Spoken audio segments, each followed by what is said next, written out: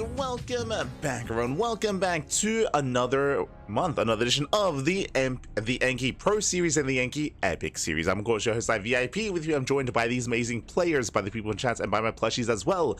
Welcome one and all to something a little bit different, something a little bit special. Welcome to a replay cast. For those that are curious, for those that are unaware, this is a very special show match that Enki did organize. If you don't know who Enki is, shame on you, pappy, shame on you. But Enki, he is basically, imagine, say, the wardy or the lurker or the winter of the Latin American region. And Enki, he's the main Spanish caster. He's the main Spanish caster.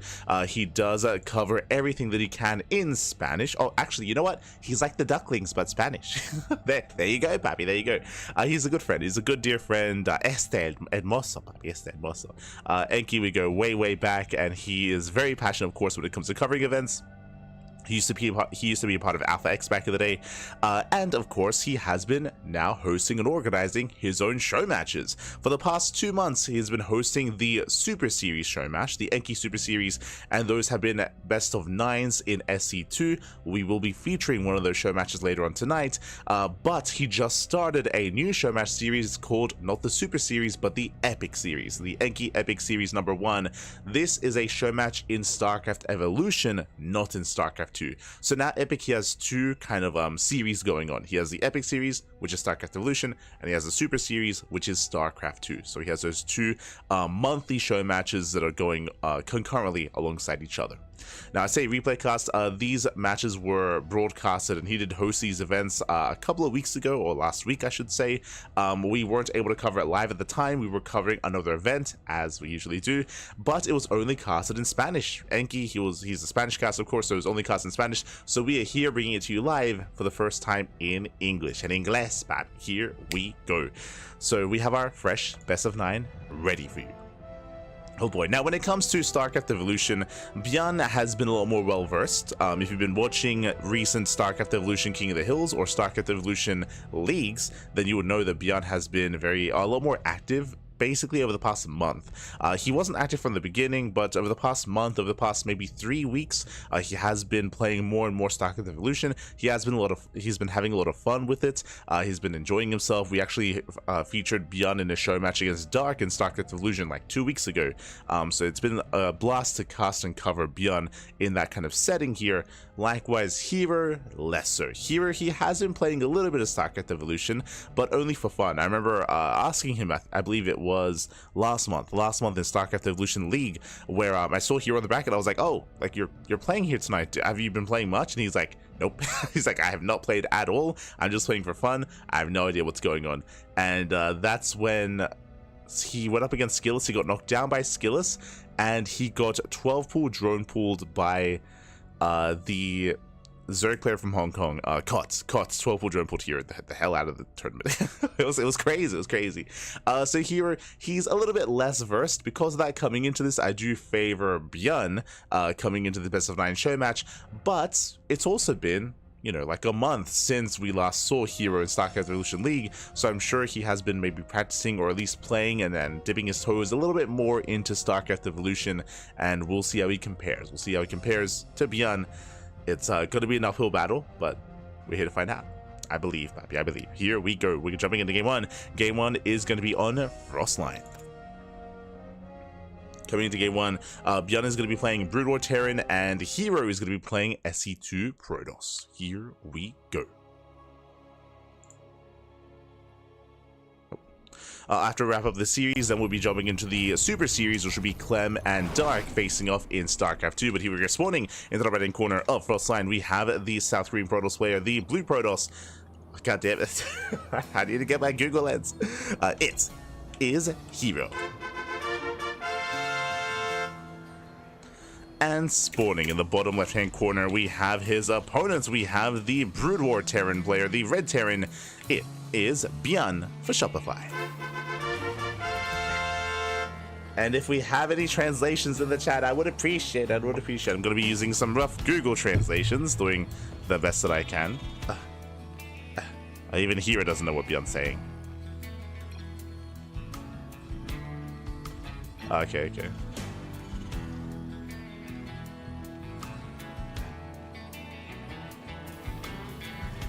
They're talking about a specific player, I believe, but they were saying stress-free game, stress-free. Okay, interesting. Balanced, maybe. Double gas opener. Meanwhile, we do have a double gas opener here out of ByuN. I should wind it back though a little bit and re-emphasize. Oh, let's go.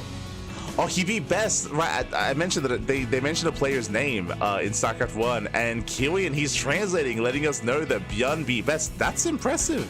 Okay. Now, when did he beat him though? That's the question. But let's go, Bobby. Let's go. So now we're going to be settling in. When it comes to StarCraft Evolution, for those of you that maybe haven't tuned into this before, this is a mod that brings together Brood War and SE2. They face off against each other. This mod is very often balanced. I want to say that they patch this on a regular monthly basis, sometimes even like intermittent patches within the month as well. So it gets updated and patched quite a lot to balance the game. Also, it gets updated and balanced quite a lot when it comes to adding new maps and updating the map pool as well. So there's a lot of support, there's a lot of work and effort put in this mod. Same when it comes to adding unique models for units and unique models for buildings as well. So a lot of work, a lot of effort, a lot of passion has been put into this mod. Very often we do see people tuning in maybe for the first time and they're like, oh, so like, is this OP in this, or is this like I should say like Imba or favored, or like what's like the best race or the best units or the best composition. It's like, well, I mean, it changes over time, just because again, if there ever is something that is a little bit unfair or is a little bit too strong, then it is of course patched and balanced out and adjusted. What I will emphasize is that all the balance patches, they only adjust the Brood War side of things to be balanced against the SE2 side of things. They don't touch the balance for StarCraft 2 units. They don't touch the balance for StarCraft 2 from the StarCraft 2 side. That is kind of the base game, as it always is. They only ever adjust like the Brood War instead. Just as a heads up.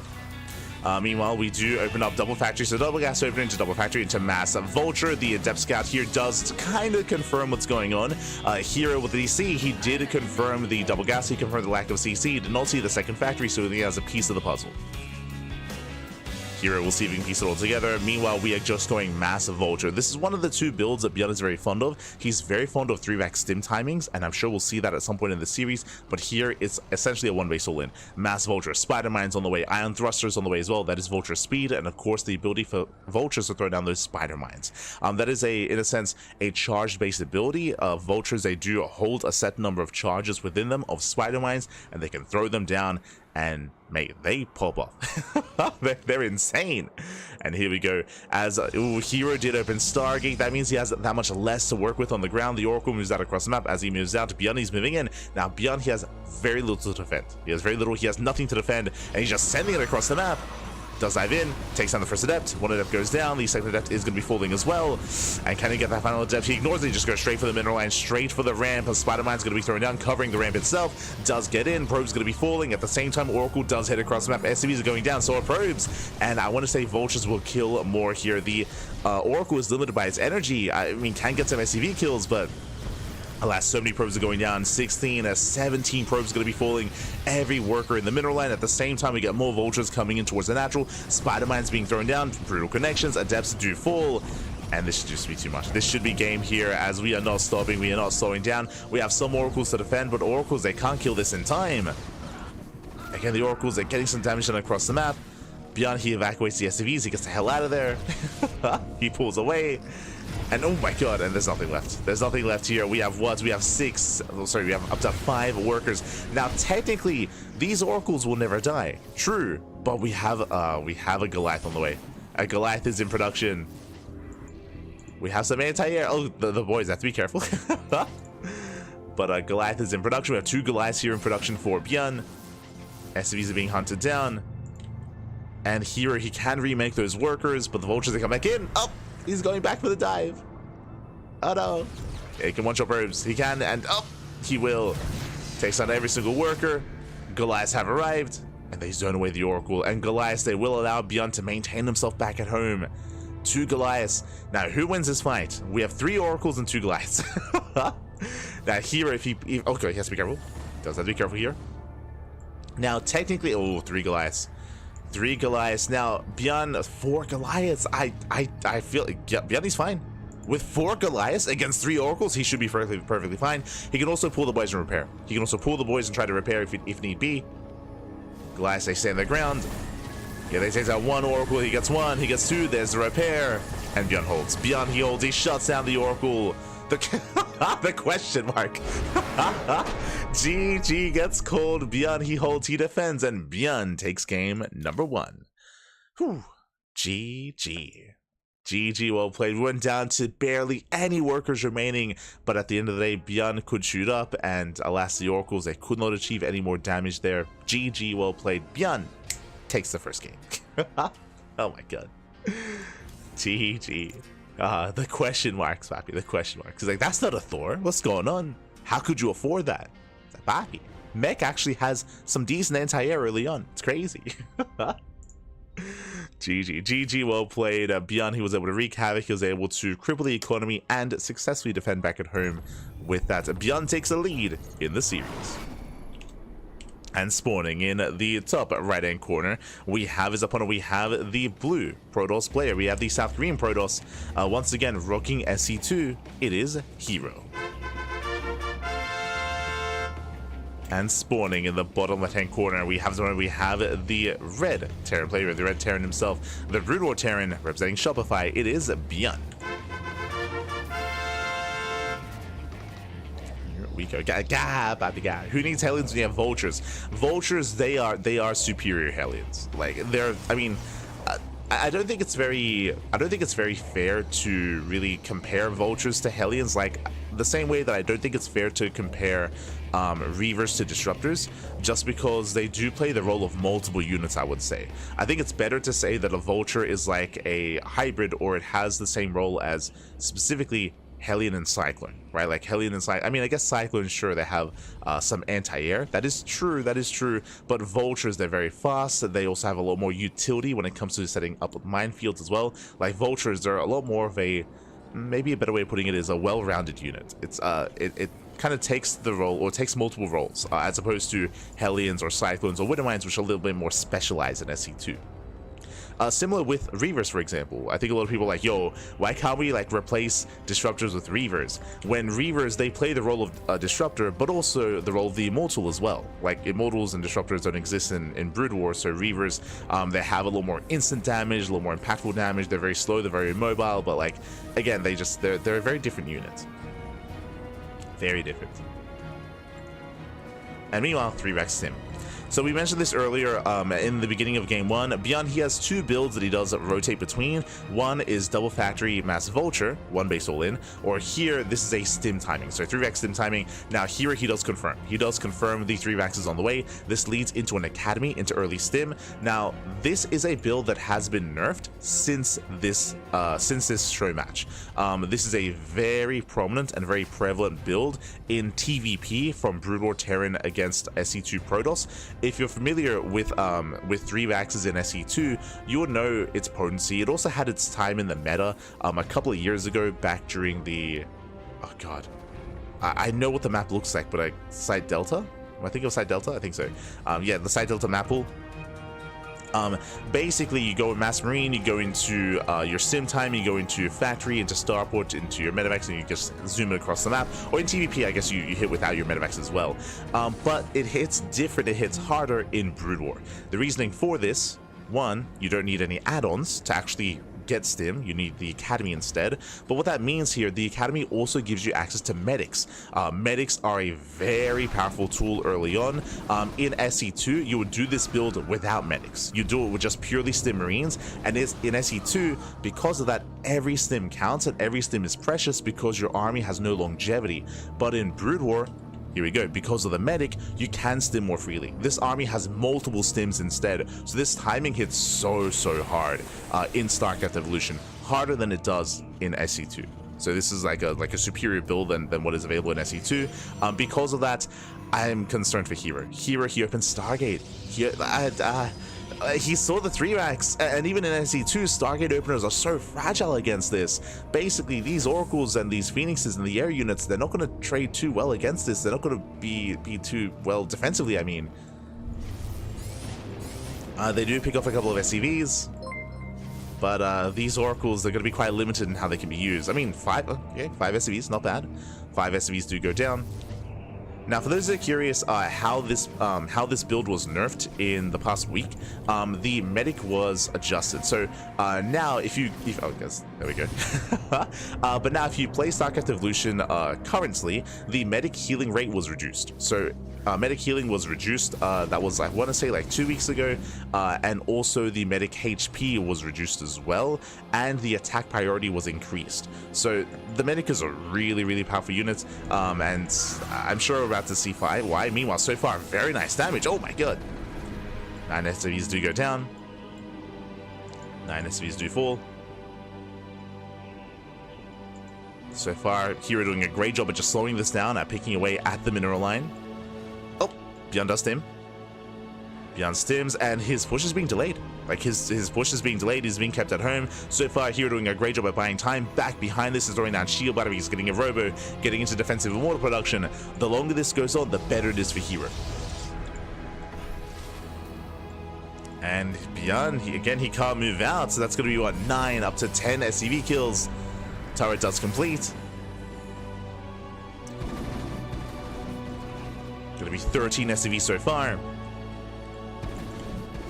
And again, these turrets have been delayed. The oracles, they barely do escape. There's another turret here in the natural mineral line. herO, he pulls away. And this is best case scenario for herO. herO, he's done very well with these oracles. Again, he cannot fight this army head on with the oracles, but he can avoid it and he can kill SCVs. And again, this has delayed the push. And this means that herO, he has time to build up his army, to build up his immortal production, to get into a Bay, into Colossus. Speaking of a Bay, yep, there it is. Bay is on the way. When the first Colossus comes out, he holds 100%. All he needs is to buy time for that Colossus. Meanwhile, herO, with map control, he rushes into the gold. We have seen this before out of herO. herO, he does this every now and then in PvP. He does this in PvT, more importantly, against SC2 Terran players on Amygdala. Scan reveals the setup. Scan reveals the Bay. And ByuN, does he move out? Can he move out? Oh. As we spoke about the strength of this push, but ByuN isn't even able to push. Whew. So far so good. The Bay is almost done. Again, Colossus on the horizon. herO needs a little bit more time. And ByuN is transitioning. He's transitioning here into his factory, into his starport, most likely into a 3rd CC, into a longer game state. Yeah, siege mode on the way, so he's getting into biotank, and the game will continue. But what's important here isn't just that the game is continuing, is the fact that herO is getting away with this expansion, with the gold. At least for now. Now, ByuN, he does scout this, and it's very suspect. He sees one of the giant tumors was killed. Something is wrong. Something is wrong. Something doesn't quite add up here. We'll see if ByuN does piece 2 and 2 together, and if he checks the center location. Once again, Oracle's keeping tabs on ByuN. ByuN, he does peel off towards the right-hand side. herO, he's aware, he's in position. He has force fields, he has the high ground. And herO is getting further ahead, as the gold base is now up and running and fully operational. Let's go.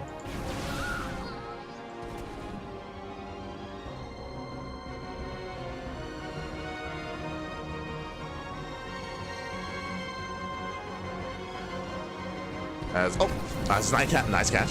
Oh my god, very nice catch. As all 3 oracles go down. Ay. Not like this. Gold base now being taken. herO moving in. He's got his first Colossus. ByuN going for his own gold. herO, he sees everything. I don't think he necessarily wants to push into 2 tanks though. So herO, he does pull away. Rotating, pivoting around. Looking for another way in. ByuN currently still has no confirmation of the gold. Again, he did see the tumors being knocked down, but he doesn't exactly know what's happening. Right now, being more defensive. Oh, let's go. The hallucination to tank the tank shot. Speaking of, first volleys. He tanks 1, tanks 2 volleys. Oh my god, the first tank is going to go down. Massive pickoff. Very nice moves here from herO. Doesn't lose anything. Doesn't lose anything, not yet. Zealots have arrived. Charge is, halfway done. Charge only halfway done. 2 tanks remaining. Nice spread. Moves in. Delays the CC. We'll get on top of that next tank. Tanks to do target down the Colossus. Colossus taking a lot of hits, taking a lot of volleys. But the Colossus does survive. Both tanks go down. And herO, he will barely not delay the expansion, but he might get the kill. He might, and looks like he will. Yeah, massive pick off at the same time though. Drop across the map, the gold base has been found. Workers going to be falling. Both players, they will lose their gold bases. Yeah, gold goes down for the Terran, gold goes down for the Protoss. I spoke too soon. Colossus comes in despite that 13 pro kills. Very nice counterattack by ByuN. Very nice. Yeah, he does bypass the main army, drops over, heads towards the natural. There's the recall. herO, he does recall back home. Does recall in time. Whew. And we have a give and take. On the one hand, that was a great counterattack here by ByuN, but herO, he still has the Nexus. He still has the expansion, and ByuN does not. Remember, that was a kill on the CC. Oh. Dropship does get away. Does barely get away. Does pull back.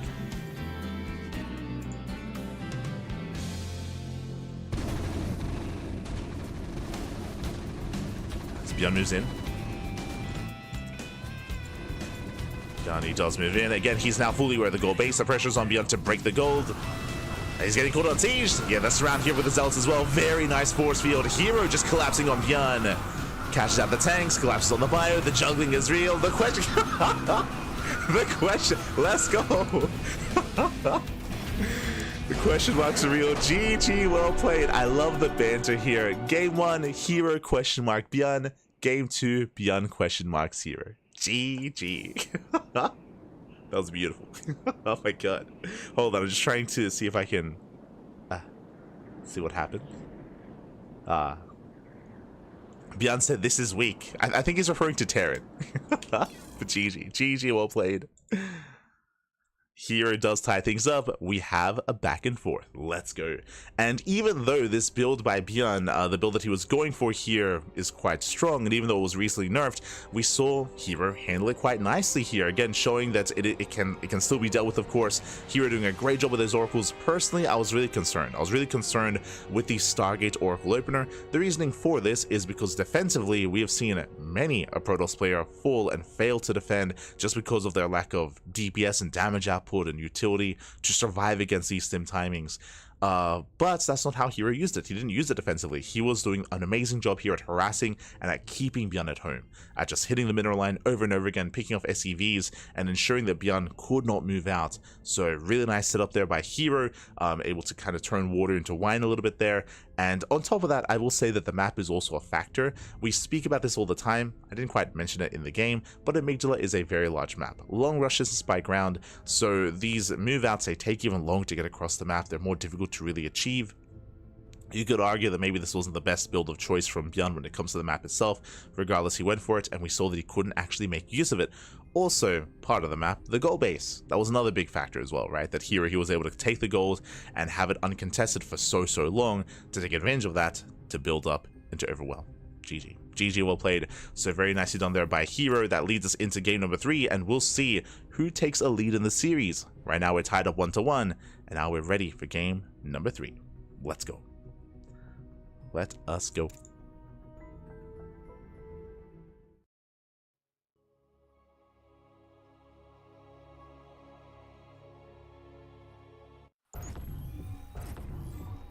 I think ByuN doesn't know the Brood War Terran meta. As is being stated, the StarCraft Evolution meta is not the same as the Brood War meta. It is a different game. It is a different dynamic. There are different things to consider and different things to take into that do come into effect when it comes to SE2 versus Brood War. I think it's important to just bear that in mind. I think there's been plenty of instances where people assume that certain interactions and certain compositions are the case when it comes to Brood War races, but that is not as applicable when it comes to StarCraft Evolution. It's important to kind of like consider it as its own unique entity. But here we go. Spawning in the top side of Sylphid, we do have our South Korean Protoss player, the Red Protoss, the Brood War Protoss for the first time. Tying up the series, bringing it back. It is herO. And spawning in the bottom right-hand corner, we have his opponents. We have the StarCraft 2 Terran player, the Shopify Rebellion player, being forced into a tied series. It is ByuN. Here we go. Seems kind of bad to use SE2 tracks with brutal units. That is not what is occurring. again, I think it's very easy to think negatively of something just because ByuN lost a game, but ByuN has been performing very, very well. And again, I do apologize if I failed to explain some of the things that did take into place in that game, but a big reason for ByuN's kind of lackluster mid-game was the economic damage done that was being early on, was the fact that the gold base was taken early on as well. So here he had a greater economy than his opponents, more so than usual, because of events that took place during the game itself, which did kind of impact the flow, the state, the game. Just bear that in mind. For the time being, though, we do have our setup. herO, he does scout the left-hand side. He confirms that ByuN is nowhere to be found. I should emphasize this is a 3-player spawn map. 3-player spawn. We have the top side, left side, and right side as well. herO, he does set up the proxy. He's aware of the location of ByuN, and we are getting ready here to all in. For now, 2-gate opener. 2-gate opener, Master Dragoon is on the horizon here. herO, he rallies across the map. And do we go proxy Robo or just a gateway to reinforce? We have the answer, Robo. This should be for Reavers. So proxy Reaver on the way here for herO. Reavers, as you can imagine, are very slow units. We haven't seen them yet in this show match so far, but I imagine we'll be about to. We can also, of course, proxy Shuttle as well. And these Reavers, they hit hard. They are quite slow, but I mean, hey, that's why they're proxied. First Zealot does power walk across the map, will delay the CC. ByuN going for a double cast open into a faster factory. A safe play here by ByuN. Means faster Hellions, does open up Reactor Reaper Hellion. Does open up. Meanwhile, ByuN, he may have caught a glimpse of the Dragoons themselves, but still has incomplete information. First Zealot is going to get surrounded. First Zealot is dealt with. The Dragoons are moving in, and they will delay the CC. Yeah, the SCV should be targeted down. Nice delay. ByuN going to be stuck here on the 1 base. Behind this, still building up, and again, ByuN, he did not scout. He is not aware that the pylons are missing, that there is no expansion, that there is a proxy coming. And there it is, we have the Reavers on the way. So proxy bay, alongside the shuttle. First Dragoon goes down. Nice pick off here from ByuN. Does take down the first Dragoon, now chasing down the second. And does pick it off so far. Decent pickoffs here by ByuN, bearing in mind he can't afford to lose some SCVs as his opponent is 1 base all in. So these are acceptable trades here for ByuN, and his Cyclone is on the way. Getting to the Cyclones, here he pulls away for the time being. Meanwhile, the bay is done, Reaver is in production, and we're getting ready for the drop. Getting ready for the drop.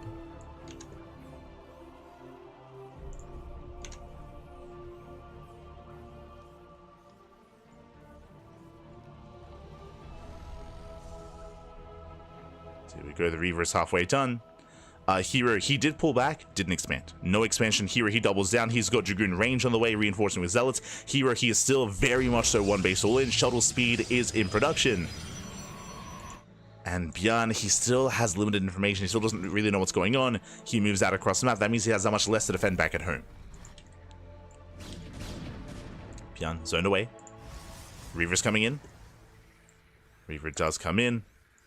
Thankfully, not many SCVs here to worry about losing. First shot goes off. ByuN fending out his Marines. Again, nice spread. He avoids the splash damage. Oh, very nice spread. Yeah, losing 1 Marine at a time, and with that, he will shut this down. We'll lose a Hellion. Oh no! Does shut down the Reaver. Very nicely done. There's a scan. The shuttle does fall, and ByuN, he holds beautifully here. He shuts down the Reaver, shuts down the shuttle. That was an expensive loss for herO. Likewise, does zone back the army. Repairing the bunker, holding the line. And, I mean, there's no shuttle. The shuttle has to be rebuilt. The Reavers, they're waddling in. But now there's no support. Now there's no way to micro those Reavers, no way to pick them up. And the longer this goes on, the better it is for ByuN. Boys are being... Oh, no! Oh, my God, the boys are pulled into the Reaver shot. Very nice connection. Another shot goes off. Reaver goes down. And that was maybe the best fight that herO could have hoped for, but he cannot break this tank line. Yeah, cannot break this position. The tank will hold. Bunker's being rebuilt. Again, be careful about pulling the boys, Patty. Ay, ay, ay. As we do have a second Reaver on the way, or backup Reaver. Remember, still no expansion. herO, he's still all in. And ByuN, he now has a second tank. Up to 2 tanks. Bunker's being rebuilt.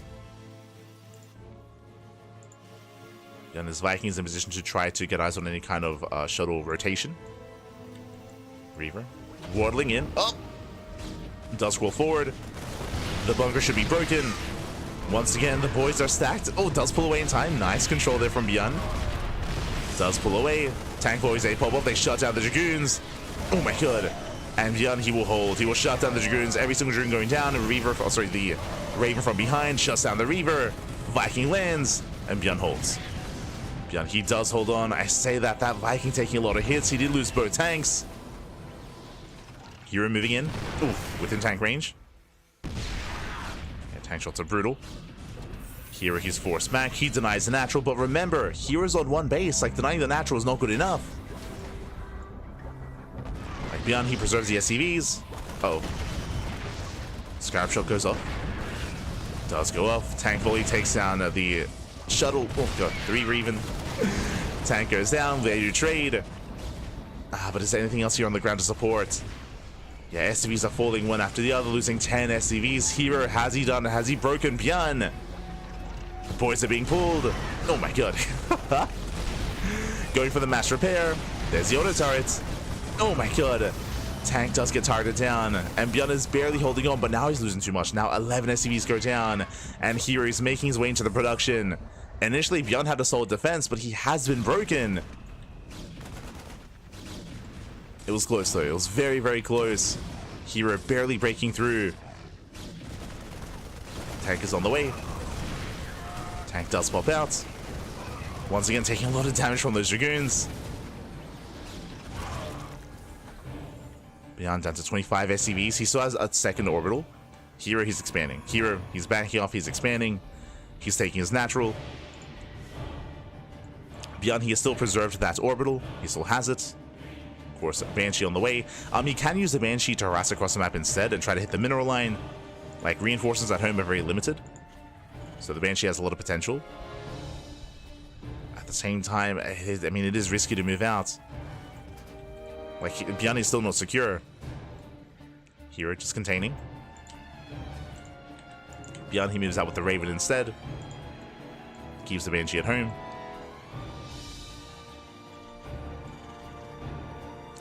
Rebuilding his tank count. He does build the expansion. And now there's that much more pressure on ByuN. Oh! Reaver dropping to the main. Oh my god. 4 SCVs.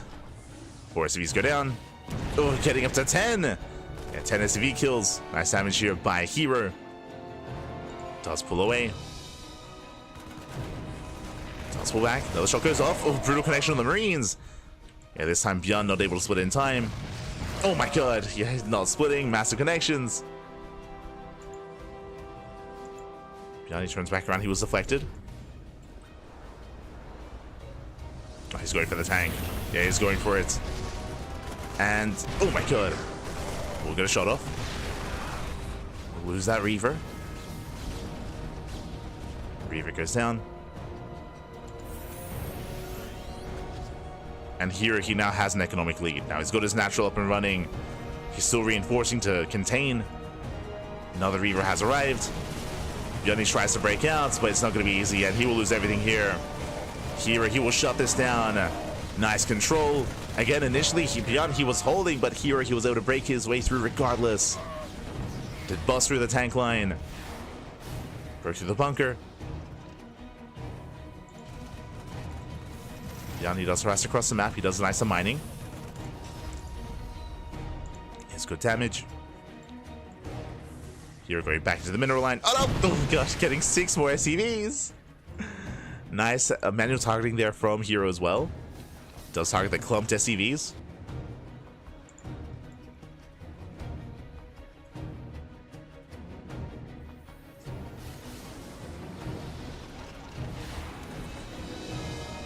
Shuttle is going to be zoned away. Shuttle zoned back. Alas, Reaver drops regardless, takes down the first tank, and the final tank is going to be overwhelmed. Here he is. Let's go. I love it. I love it. GG gets called, and herO, he will take a lead in the series at 2-1. GG. Hold on, I want to see what he said after he left. Hold on. Also, I would appreciate translations Hyper1 if you have them. Would appreciate. Where's my Google? There we go.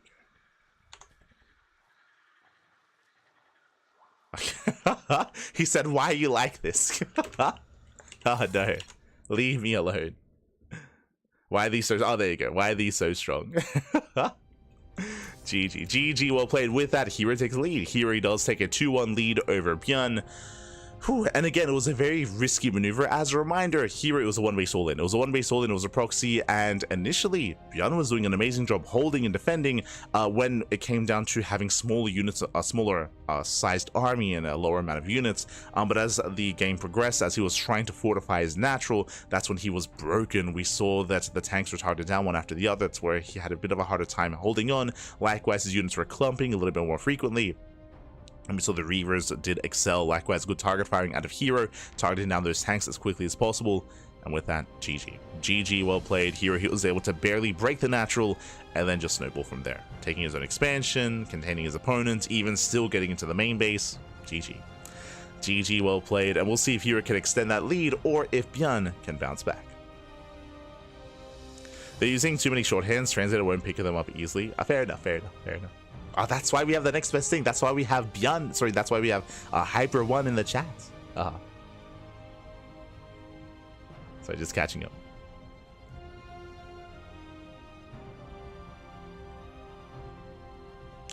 ByuN is actually the highest rated StarCraft Evolution player at the moment. That is interesting. I would still, personally, like skill-wise, I would still play Spirit above ByuN, but that's just because I've seen a lot more mid to late game out of Spirit. I think ByuN, at least from what we've seen so far in StarCraft Evolution League, and Kung Fu Cup, and in these events, ByuN has been very, like, I should say early to mid-game oriented. We've seen a little shorter games from ByuN, a lot more longer games out of Spirit. So, two different sides maybe of the same coin, one being more Mac-oriented, the other being more aggressive. Maybe that's shading my bias a little bit when it comes to the placement of Spirit. But regardless, we're now getting into our next game. We are now getting into Ultra Love.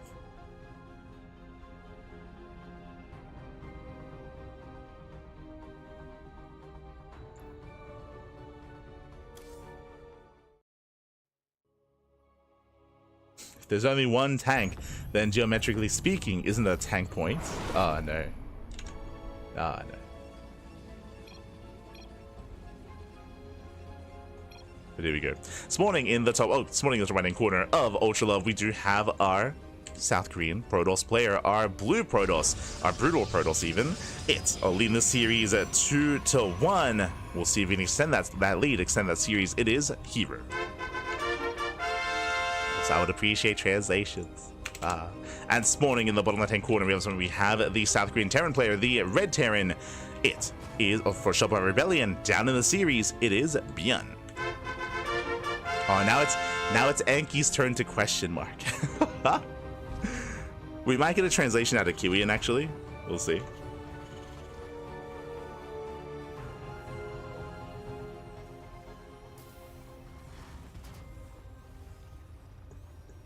Just catching up in the chat.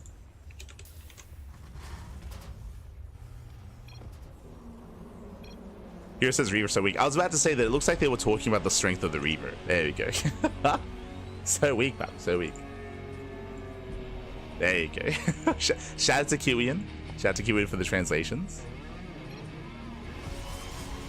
They cringe. Where's the ByuN? They cringe so much. That's a very ByuN thing to say. Crazy. They're whining. I mean, herO and ByuN, they've been having fun. They've been having fun, like, bantering together. They've both been laughing about it as well. I wouldn't say they're seriously whining or seriously complaining. They're having fun.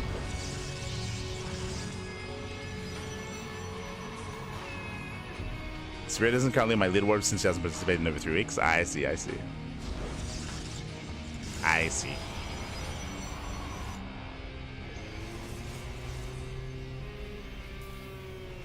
Here we go. We do see ByuN going for an economic opener, going for a Rax expand, so a more economic start here out of ByuN. Meanwhile, herO, he goes for his own gate cyber expand. So standard openers all around. This time there's no proxy. This time there's no cheese. We can see ByuN, he does scout. He does check here on the right hand side, making sure that he is safe and sound before settling into a longer game state. Hello, Mr. Melancholia. Hey lads, hope you're doing well. Papi, I see you, Papi, see you. Just woke up. Ready for a day of casting once again, as always, Papi. As always, every day.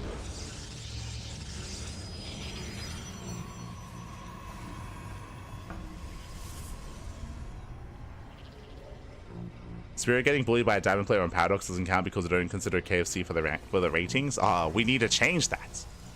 Get that diamond player on the ratings. Let's go. Let's go.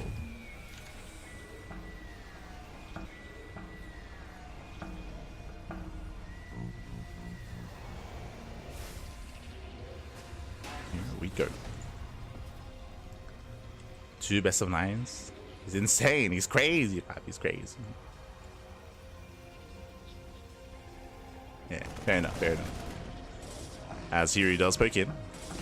Looking to break down that front door. Likewise, we have our 1-1-1 here out of ByuN, going for a Cyclone. For now, ByuN just trying to buy time, just trying to deter his opponent, trying to deter herO. As the Cyclone does arrive. Also, I would imagine this Showmatch would be added to any kind of like leaderboards that you would have, I would imagine, when it comes to gathering data.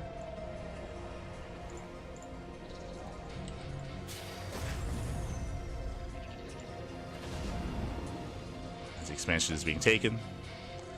Do see ByuN moving out. Meanwhile, unscattered. As he moves out, here he moves in. SCV's gonna be going down. ByuN getting punished. Getting what, 2, 3 SCV kills already, getting up to 4. Yeah, 4, 5, 6, 7 worker kills. Very nice damage. Mining is denied. At the same time, ByuN, he does commit a cross map, but bearing in mind these are vanilla Marines, there's no stim. Yeah, no stim, no combat shields. The boys are being pulled. Dragoons, they kite back well. Probes are going to be falling, but not nowhere near as many. Oh my god. As the medevac is punished, getting 3 probe kills. herO, he does excel here. He won't be able to retake control of the natural, but solid damage nonetheless. herO does kite back. And ByuN holds.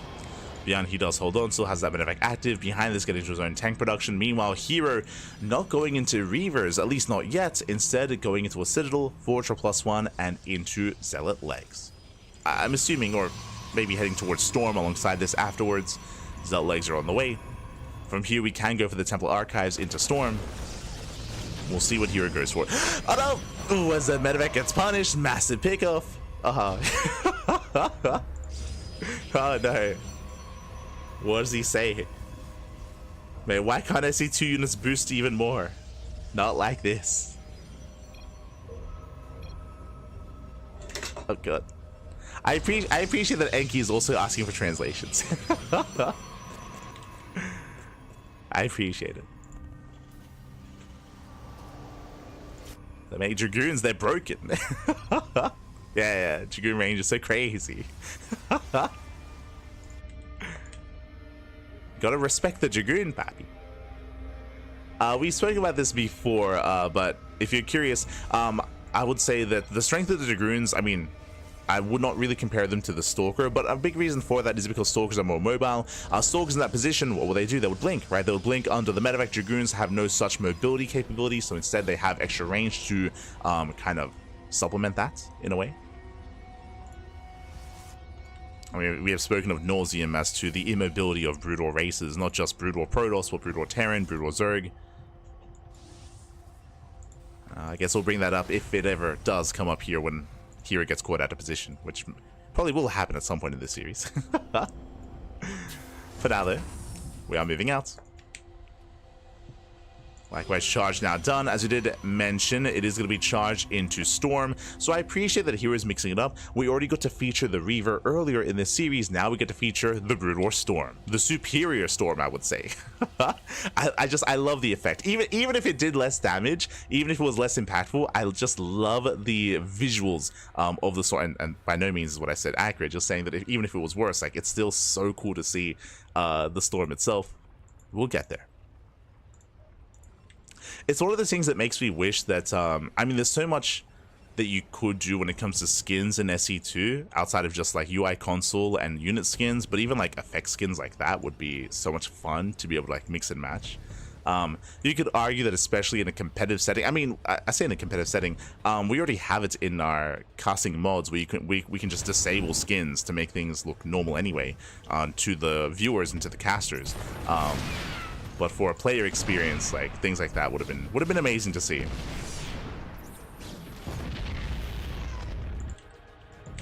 If you remember, we kind of got that with the anniversary, specifically with the anniversary days of SE2.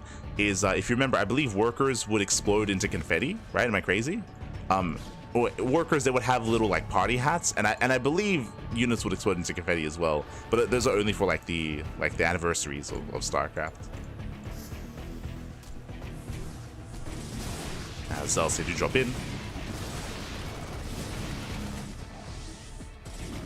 Confetti, carry cakes, party hats, yeah. Exactly. So they showed that they could like make those adjustments, but they only ever did it for like anniversaries and for like, you know, the birthday celebrations of StarCraft. Never went further than that, unfortunately. But here we go. ByuN does move out for a drop across the map. At the same time, herO looking to push in. The storms are ready. Still 4 High Templar, 4 High Templar, 4 storms. Tanks are looking solid. We have 3 tanks here on the front lines. Here come the storms. Oof, on the ramp, on the tanks as well. First tank goes down. High Templar do get targeted, but they'll say break on through. The tanks do crumble. And here he breaks the natural. No more storms left. High Templar coming in from behind. There's so much storm potential here. Regardless, the natural has been broken. ByuN's racing back home. He's out of position. And here comes the final storm. Oh, ooh, High Templar just got targeted. Oh, there we go. Storm goes down. Oh my god, 23 SCV kills. 23 SCVs.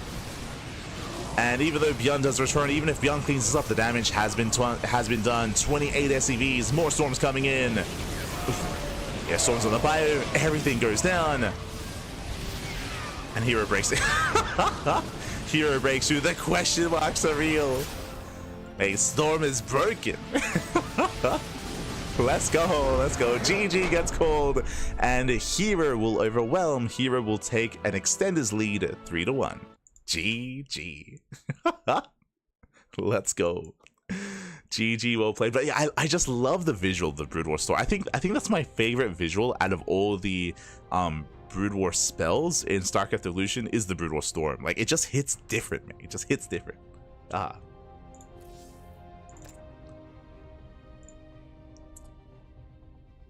We should get a storm emote. We should. The storms look very dramatic. I mean, for good reason. Everything died. Everything died, papi. Oh no.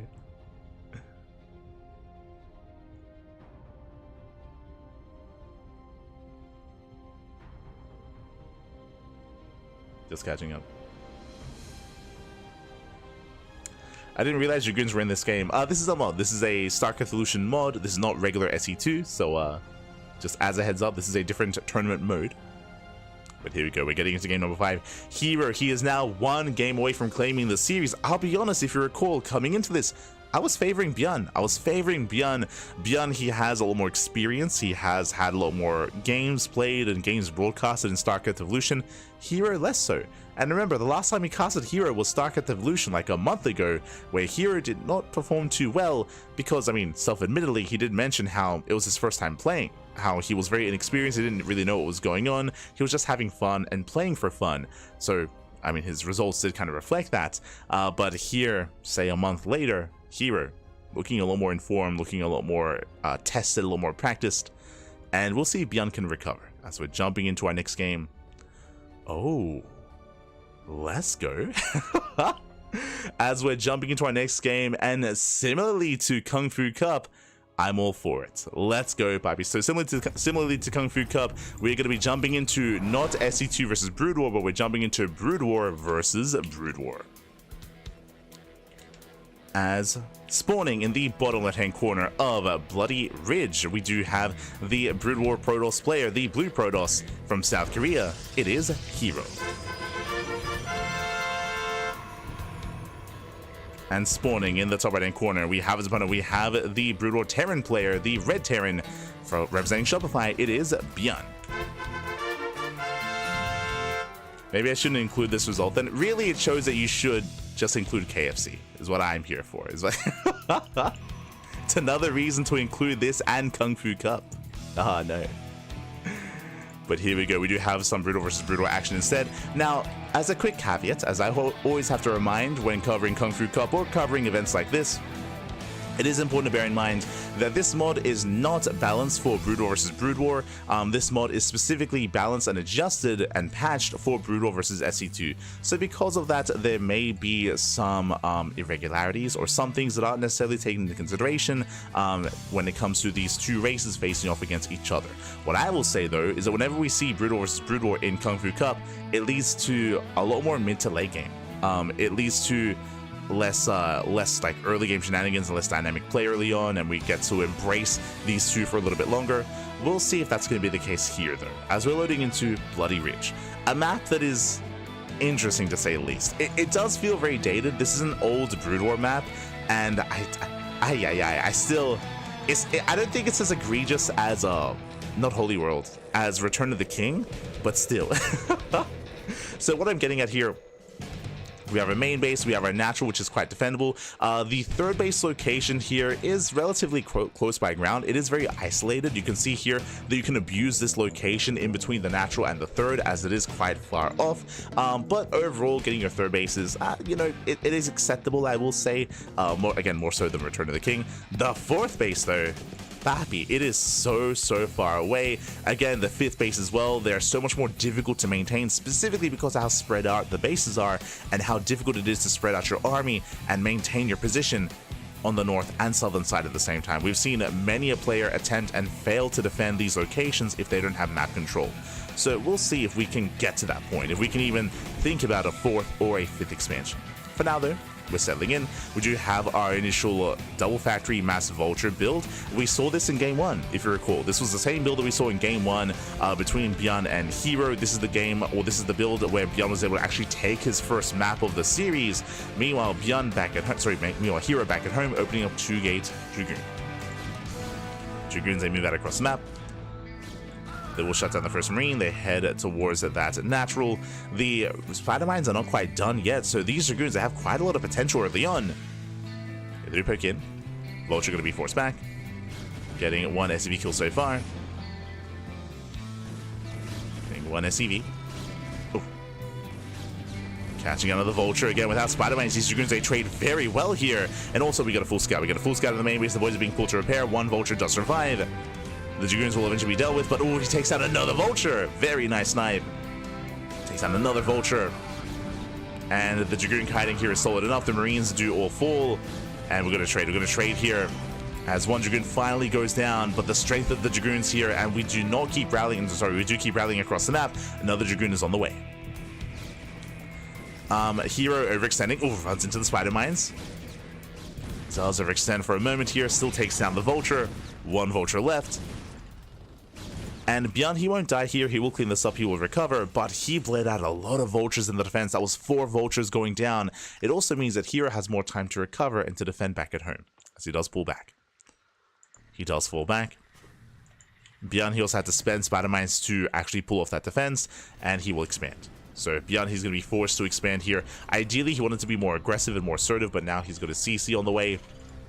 Oh, I'm scrambling for my phone.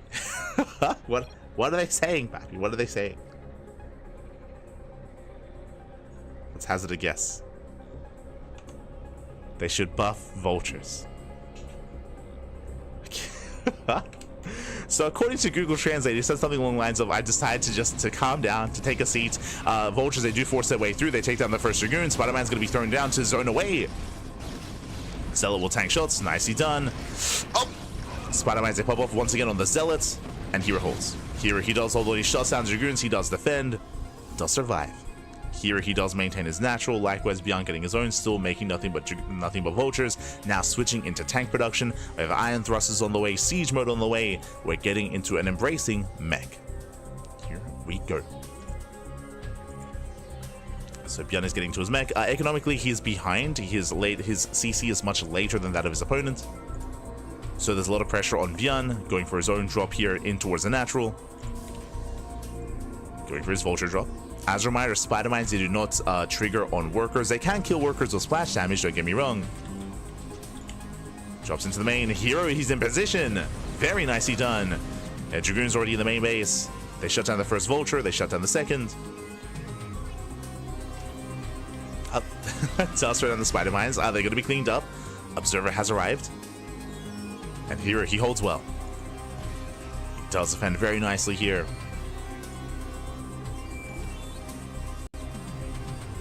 As ByuN breaks out, throwing down additional factories. Do have our Stargate follow-up out of herO. Very interesting, going for the Stargate. I'm curious if he is just going for this just to deal with the dropship, as he knows it's still alive, or if he plans on doing something more sinister and headed towards Sky Toss. Potentially. Anyway, here he does move out. He does have his Zealots locked into that shuttle. Zealot Legs has not been researched. There's no Citadel.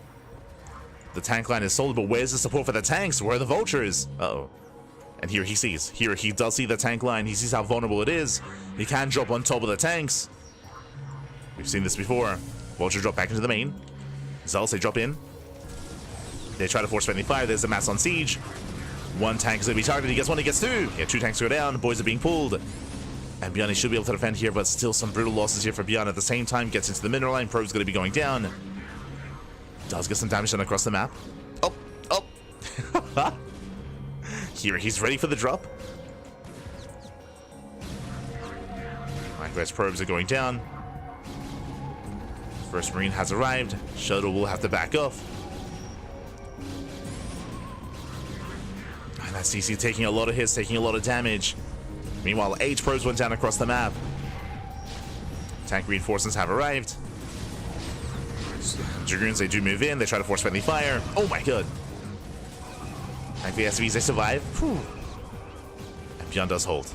ByuN, he holds on. He takes his natural. Now, as ByuN retakes control of his natural base, herO takes the third. herO takes the third base. And as we had assumed, Stargate into Fleet Beacon into Carrier. Let's go. herO, he's embracing Sky Toss. Again, we never really got there so far in this series. I mean, to be honest, all the games so far in this back and forth have been shorter games. Aside from Amygdala. Amygdala, we got to embrace the mid game on Amygdala, 100%. But in general, matches have been shorter. But now we are getting into a longer game, say 3-base saturation into Carrier production, and ByuN doesn't know. ByuN, he has no idea. If he sees this, he can switch into his own Goliaths. He did spot the Stargate. He has a piece of the puzzle. Does catch the Observer. Observer goes down. ByuN, he's supply blocked. Oh! Wraith pulls away. And the shuttle is going to be forced back. So ByuN, he holds, he defends. But again, he still doesn't know what's coming his way. He's still unaware of the carriers. Ay, ay, ay.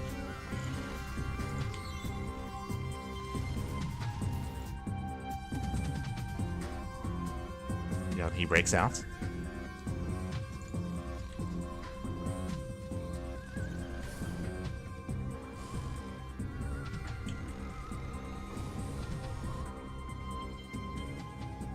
ByuN breaks out. herO sitting up here just outside, trying to slow down that siege. He's up to how many? He's up to 2 carriers so far.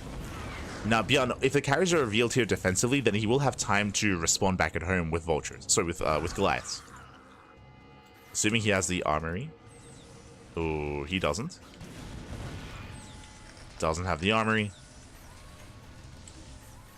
Tanks, they do siege up, and the carriers, they're barely out of vision. He sees, he knows. Now he's aware.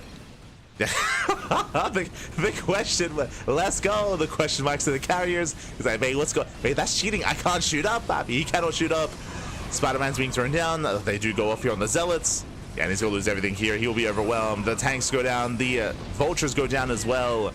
And he was not ready for this. He has 1 Marine. GG gets called. herO, he overwhelms with the mass carrier. And again, he had no anti-air. ByuN had no idea. GG. GG, well played. herO will claim the series.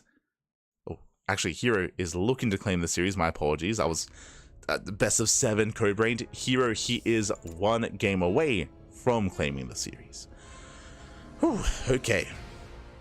1 game away. We'll see if ByuN can bounce back. We'll see if ByuN can recover here. The pressure is on. Again, I was not expecting this series to go as heavily as it is in favor of herO, but ByuN, he has been struggling. He has been having a harder time against a lot of the aggressive nature of herO. We'll see if ByuN can recover. We shall see.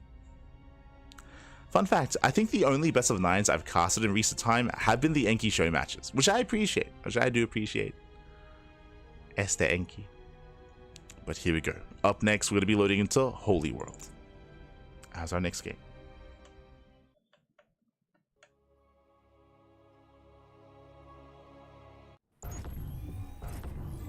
Wow, you're a god. Oh, there you go. Let's go. Let's go. As spawning in the bottom right-hand corner of Holy World, we do have the South Korean Terran player, the Teal Terran, representing Shopify Rebellion, down heavily in the series. We'll see if he can bounce back. We'll see if he can recover.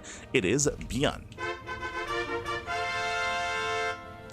And spawning in the bottom right-hand corner, we have his opponent. We have the Brood War Protoss player. We have the South Korean Protoss. It is herO. Here we go.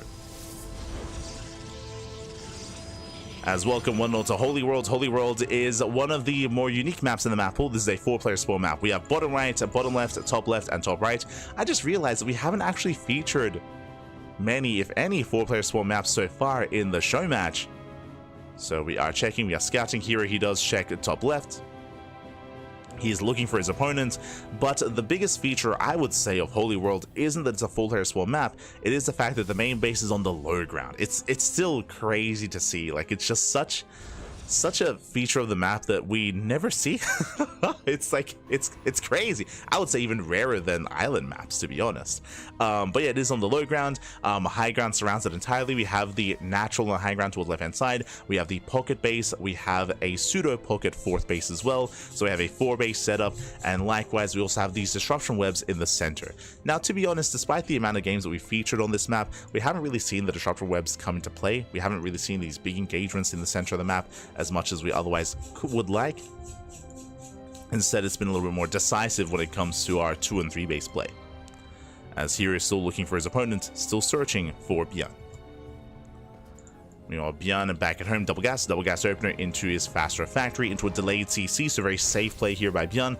I don't blame him. If you remember, the last time we spawned into more than a 2-player spawn map on Sylphid, herO did all in. herO did proxy. So ByuN has been scarred, he's playing it safe, looking to go Reacted Reaper Hellion. Probe Scout does confirm double gas. Probe Scout does confirm the faster factory. So here he's fully aware of what ByuN is up to.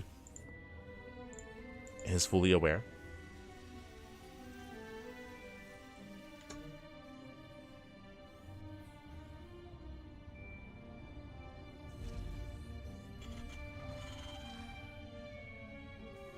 ByuN finally going vultures. ByuN went vultures in game 1. Just as a reminder, did make them in game 1. That's what we did mention. We have additional Reaper Hellion on the way. Here he does reinforce. His goal here is to delay the CC. Speaking of, here we go. The Zealot is revealed. Dragoons are moving in. And the Reapers are being targeted. So far, it does zone the army away. The expansion may be denied. And while the Zealot is just going ham on that CC, here he does hit the main. Has to be careful, has to respect the production. There it is, there's a cancel, massive pickoff. Does force a cancel. Still reinforcing, rallying everything across the map. ByuN trying to pull for defense. Oh, he will lose his first Hellion. First Hellion goes down. And ByuN, he's in a bit of trouble here. He has to pull back. CC's being rebuilt. Mineral line is exposed. Oh. So he pulls away, getting up to 4 Dragoons. Far, nice target firing, does pick off another Reaper. Yeah, Reapers are going down, getting another, oh my god, getting another Reaper. Gets another. SCV's gonna be falling as well. And now we're down to, we have a decent Reaper count, but the Dragoons are terrifying. They just get so many shots off, their range is insane, and it's gonna get even larger here as Singularity Charge is now done. Dragoons about to be surrounded though. Surround comes in. First Dragoon finally does fall. But they target down the Hellions. They target down the Reapers as well. Here he will trade. Behind this, here he's getting expansion on location. Still moving in, catching another Reaper.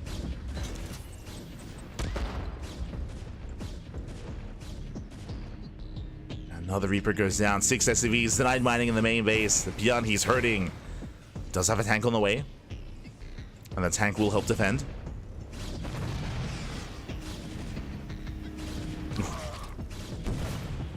Yeah, as ByuN is just bleeding out more units. Now with the tank, he can siege, he can fortify his main. But the damage has been done. And here from here, he is content to just back off to probe up. Behind this, going into his own Reaver drop follow-up, saturating his natural.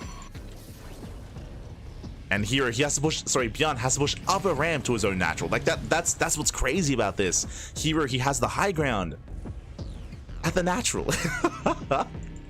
So this is the map working against ByuN. Like the map is working against him here. Like ByuN is gonna have a very hard time pushing up this ramp to avoid or to even work through the missed shots as well to take advantage of that natural.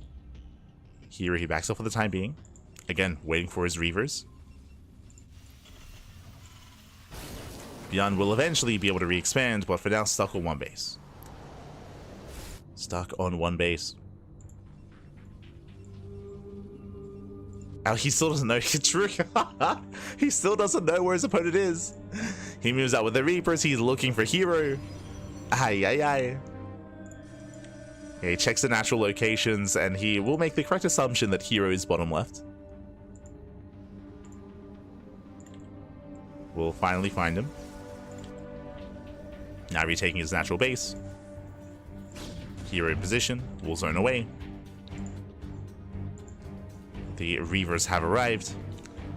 Checking the upgrades, there is still no shuttle speed. Looks like herO is going to be delaying shuttle speed in favor of the Scarab upgrade.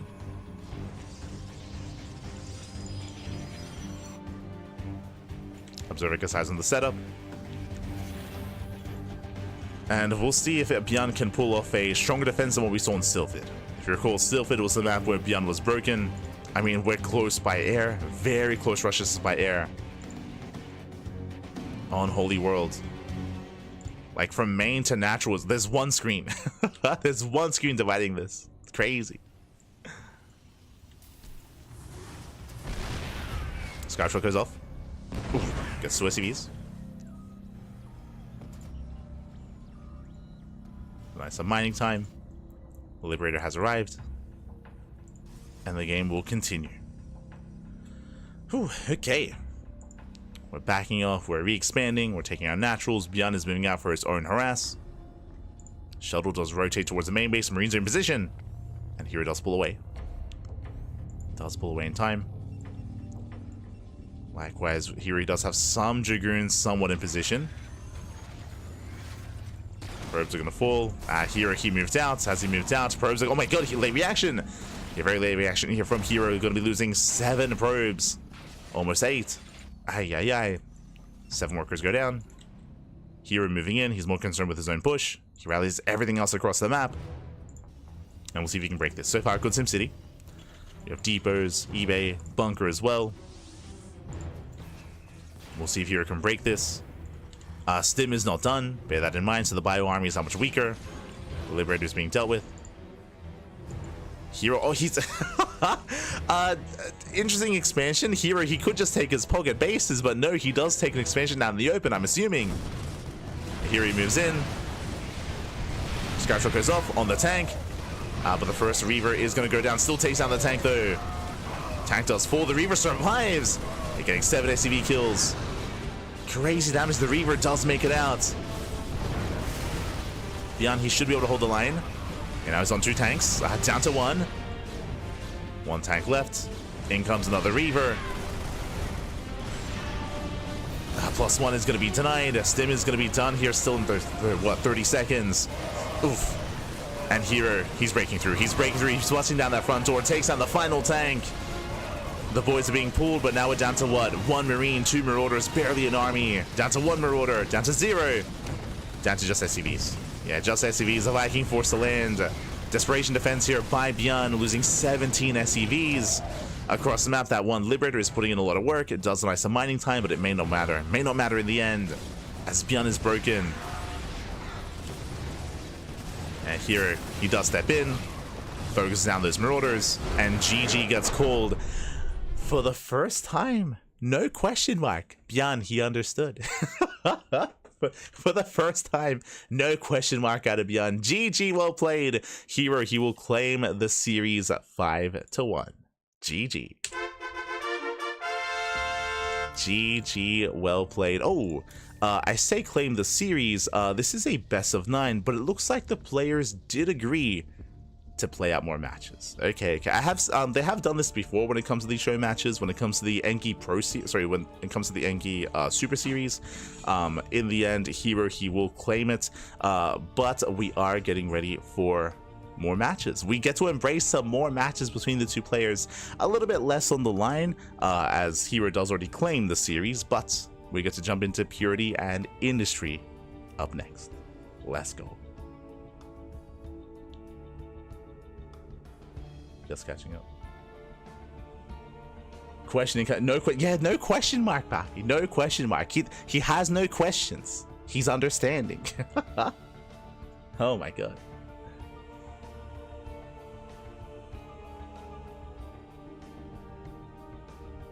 ByuN should not go Bio or Vultures. He should just go 2-port Wraith. You're an animal. Oh my god. You're an animal.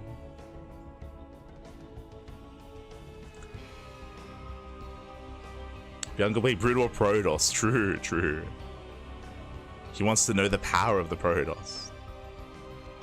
But now that we're jumping into game number 2 here, sorry, we're jumping into our next game, we're going to be loading into Purity and Industry SEL. Again, there's a little bit less on the line here, but the players are more than happy to still play this out and to bring us some more StarCraft Evolution. As spawning in the bottom, or in the right-hand side, the bottom side of Purity and Industry, we have the South Korean Protoss player, the SC2 Protoss. It is herO. And spawning in the top left-hand corner, we have the Broodlord Terran player, the Red Terran, representing Shopify Rebellion. It is ByuN. Here we go. Whew. As we are settling in, herO setting up on the low ground, looking to wall up, looking to wall off. And welcome one all to Purity and Industry once again. It is crazy to be back here. I'll be honest, even at the time, I didn't really get to cast too many games on Purity and Industry, just because this was one of the most vetoed maps in the map pool. This was a map active back in the day, back in 2021. I want to say like early 2021-ish era of StarCraft. Was around for like a season, then we quickly got rid of it. But it is an interesting map. We do feature a plethora of slow zones in between the main base and the main base of your opponent. There is an island here on the top side of the map, an island that can be taken, so we'll see if that comes into play. Likewise, this map has also been adjusted for StarCraft Evolution, has been updated. They removed a couple of rocks, they adjusted some of the terrain, and yeah, I still don't think I have gotten the answer, but I'm curious as to the rationale why Purity and Industry of all maps. What was the reasoning for looking at some of the older maps in the SC2 Legacy of the Void map pool and picking them to like facelift and revamp for StarCraft Evolution? It's just an interesting choice. It is an interesting choice. I mean, it is really cool to see it again, just because Purity and Industry, even again, as I mentioned, even when it was active in the tournament map pool, it was almost never played. Like it was very often vetoed and very often wasn't a part of best of 3s or best of 5s. In longer series, we got to see it like in best of 7s. And even in best of 5s as well. But yeah, there are just so many maps, right? There are so many maps throughout the history of StarCraft where they're only around for, say, a season, and then we never see them again. Meanwhile, 3x Stim. This is the build that we saw in Amygdala, if you recall. This is going to be 3x Stim. It's going to be a Stim timing. We did mention how powerful this build is and how broken this build is, and why it did get nerfed coming into the most recent patches, the most recent weeks of StarCraft Evolution. Now, despite it being incredibly powerful, we did see herO knock it down and deal with this very well on Amygdala with his Oracle-based opener, with his Stargate. He did an amazing job of just buying time and keeping this army busy and keeping it pinned back home. Here, the rush distance by ground is shorter. Here on Purity Industry, the rush distance is much shorter, so this will hit harder.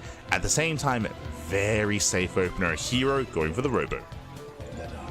I mean, he scouted. Yeah, he did scout. He is aware of the build. Robo openers, I would say, are a hard counter to this, at least in SC2. And we also saw, I want to say, Zardiant go for a Robo opener in the SCL King of the Hill and also do an amazing job at defending against ByuN.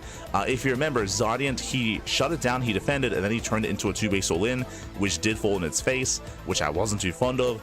But basically, the way this build works is that we are rushing into Colossus, and one Colossus is enough to completely neuter this push. I mean, it should be enough. We saw Zardiant shut this down again quite some time ago in King of the Hill, and we'll see if herO will do the same. Now again, what I wasn't too fond of was that Zardiant did go for a 2-base all-in follow-up. With that, well, that was a little bit lackluster and left much to be desired. That's where ByuN was able to overwhelm. We'll see how herO will approach this instead.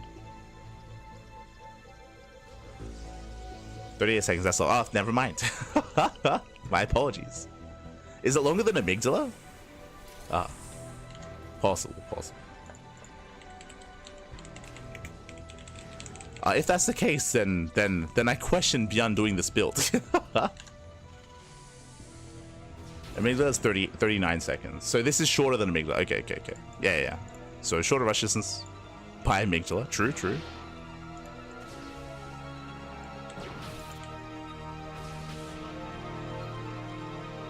As ByuN, he does commit across the map. The Colossus is getting there, over halfway done. And we'll see if hero is able to pull off that defense and hold the line here before that Colossus.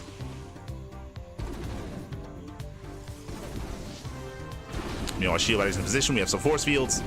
ByuN does move in, going for the shield battery itself. Force fields, they do lock down the army. Nicely done, dealing with a portion at a time. The Colossus has arrived, and you can see with the power of the Colossus, the Bio army is forced back. Hero holds. Hero, he does hold, he does shut this down. Again, like Colossus-based openers are more of a hard counter against Revaxes. But he's being dragged out into the open. Can ByuN punish this? Oh, steps in. Yeah, doesn't quite get it. ByuN is being completely shut down, and the Marines do fall one after the other. And yeah, he will lose everything. He will lose everything here. Very nice control by hero, making use of the terrain, cleaning up every single Marine, every single medic. And ByuN, he has nothing left. He has nothing left. Losing all of his medics, losing all of the bio. And ByuN's in a rough position. Now this build, now this opener, this style out of ByuN has completely fallen on its face. Hero from here can, of course, now expand, get a third, build up towards a second Robo. He's got a second Colossus already up and running. ByuN's in a rough place. Hero even going into shuttle speed, or into war prison speed.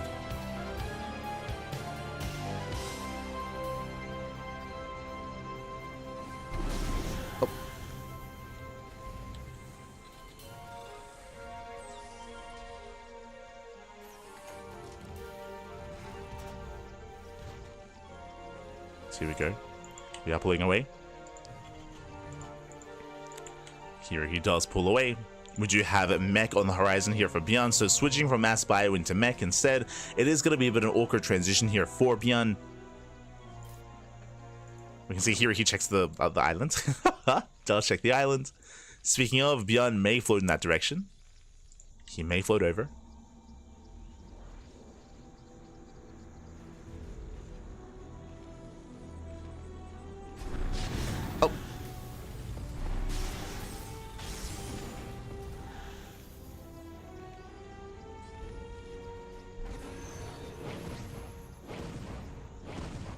So we force a recall back home. And here, did he scout the main base? Not quite. He did see the double armory though. Yeah, he saw the double armory, so that is a massive tell that it is going to be mech out of ByuN. So here, he more or less is aware of the composition. Behind this, claiming his own third base, getting a greater economy. ByuN is going to land his own third, going to be going for the low ground expansion, a little bit more exposed out in the open. We can see hero attempt to punish.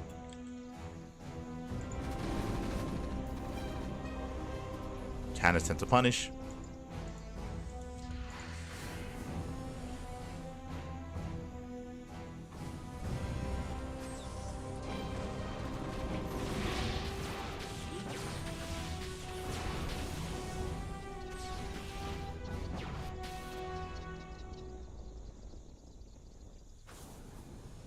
I don't think bros memorize rush distance, or at least anyone. Kind of. I think it's very much so applicable to SE2. Like, if you watch a lot of the StarCraft 2 matches, the pros definitely do take into consideration the size of the map. They maybe don't memorize the rush distance, but it is often indicative of how aggressive they want to be or how macro-oriented they want to be. So I would say that's definitely a factor. I would say that is not a factor to ByuN on Amygdala and on this map. For sure. I would agree with that.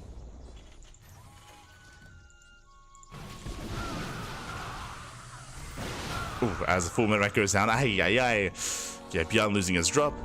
I mean, at the end of the day, he does want to get rid of these Marines as he's switching to mass mech, but that was a brutal loss there. Here he defends back at him, he shuts down the drop, getting another expansion, getting a fourth base. Here moving in.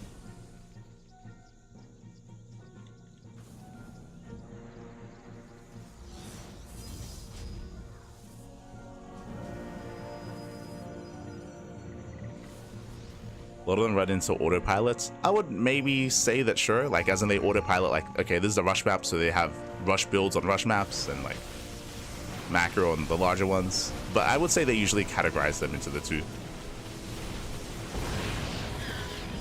At least based on what we've seen over the years. Let's see, he does move in, moving into, oh no, he blinks! No! herO! He blinks into the minefield! He's crazy! Patience, is that you? Patience, you're in the military. What's going on? Oh my god. herO. He does save the Colossus, but he has to back off. Getting blinked into a tank line and into a minefield. Calm down. Calm down, Pap. Oh my god. As ByuN will defend. Despite the lead that herO has had, ByuN, he defends very nicely, very well. That was a praise that was happening. That was 13 Stalkers going down. Ay, ay, ay. For like 2 tanks? 13 Stalkers to 2 tanks. Thankfully, the herO, he does preserve the Colossus at least, but against a mech composition, less effective, right? We have mass tank for ByuN. This is where Charged Immortal does come into play. Charged Immortal Storm. Sorry, Charged Immortal Archon, I meant to say. And,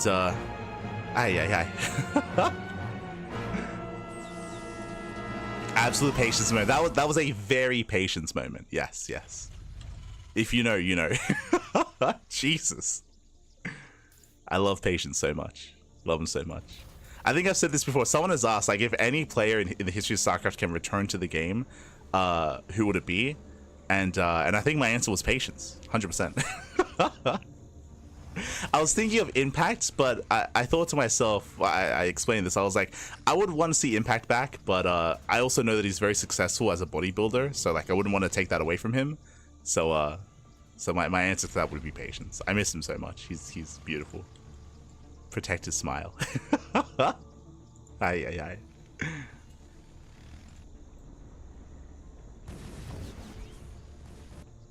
As ByuN, he now defends, he's now able to expand, getting a 4th base, and now we're getting into a longer game state. Let's go.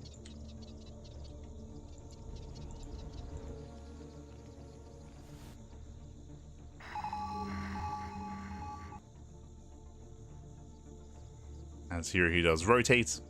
So far, ByuN just maintaining his side of the map, and we're still just maxing out on Mass Tank Vulture. Stargate is on the way. Looks like here he's thinking about switching up into Skytoss. I mean, hey, we saw it work wonders earlier on Bloody Ridge, true.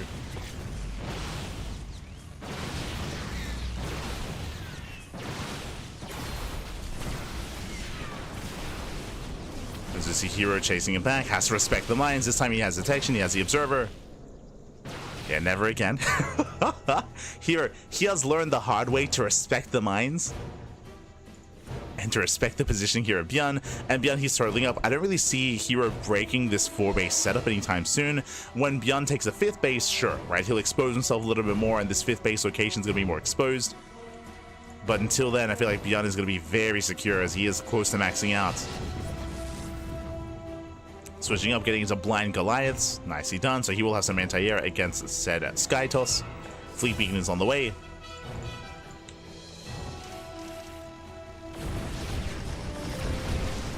Vultures a rush past. Catching out 2 of those Immortals. Zealots, oh my god, they will tank the Mine Shots to the face. And Mines, they will clean this up. Oh my god. Never mind. Immortals, they hold their own. herO clearing out more mines. Rotating around. The tank line here is looking a little bit weaker here for ByuN. Tank line is looking weaker. I say cleared up minefield. Actually, a lot of tanks went down here. 8 tanks, actually. Ay, ay, ay. Okay, herO moving in. The tank count very low. He drops on top of the tanks. First 2 tanks go down. And here he will break this low ground. The ByuN force the counterattack. Again, the siege line is set up here further back. SCVs are going to go down. At the same time, ByuN, he will get the mineral line of herO. And does herO recall? Does he recall back home? 21 SCV kills. Now herO's going for the kill, pushing up the ramp. I was hoping for Skytoss, but we're not going to get there. Yeah, more tanks going down. There's no support. There's no support for the tanks. Vultures are across the map instead. There's no minefield. And here he does it. He does it. He breaks through the defensive line, takes down all the tanks, takes down all the vultures. Back at home, here he defends. Doesn't even have to recall. And GG. GG gets called. Hero, he breaks through that line. He busts into the main. And Hero extends the lead. Does extend his lead. GG. GG, well played. Again, it was a really risky maneuver for ByuN to go for the vulture counterattack. As we saw, vultures, sure, they can do well harassing across the map, but without any kind of buffer zone for those tanks, they're vulnerable. They're vulnerable, they're exposed, they go down real fast and real quick. They need that support. It looks like ByuN was heavily reliant on his minefield, but alas, even then, without those vultures, the tanks did fall, and Hero takes another win. Hero takes another win, and now we're getting to our next game. We're going to be loading into Vermeer. Here we go.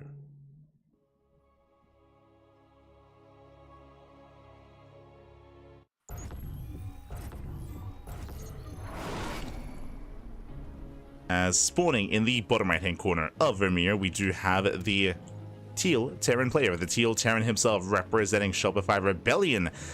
Down heavily in the series. We'll see if he can fight back and put some extra points on the board. Of course, Hero has already taken the series, but ByuN is still here to earn some extra points. We have ByuN for Shopify. And spawning in the bottom left-hand corner, we have the Brutal Protoss player, the Red Protoss, leading the series quite heavily here, 5-1. We'll see if he can extend it even further. It is Hero. As welcome to another 4-player spawn map. We can spawn in any corner of the map, and Hero moves out with a scout. Now, so far, when it comes to these 3 or 4-player spawn maps, Hero has been hyper aggressive. We saw this on Sylphid, and we saw this on Holy World as well, where Hero, he will choose to be more aggressive than normal. Part of that may just be because ByuN has been a little bit greedier. Speaking of, ooh, CC first. Speaking of greed. Not even a Rax expand. CC first out of ByuN. This is the greediest build you can go for.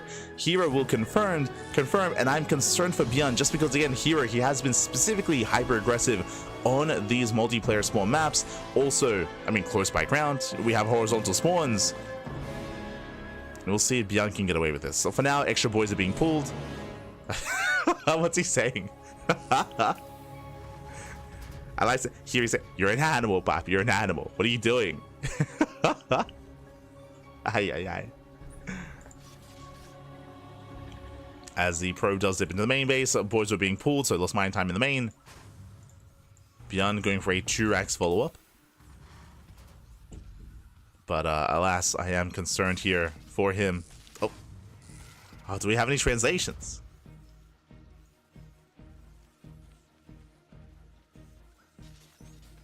Oh, he said. So ByuN, he said the shield's already full. He's talking about the shield regeneration rate on the probe. He's like, mate. It's like, how am I meant to kill the probe? Yeah, Hyper One, he's talking about it. Oh, he's listening to the stream. Aha, Este Hyper One. Meanwhile, the Zealot has arrived.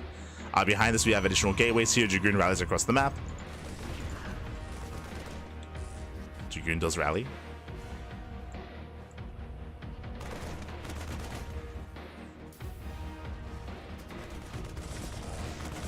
That's Hero, who does catch the building SCV. Getting 2 SCVs so far, delaying the bunker. Dragoon is still rallying.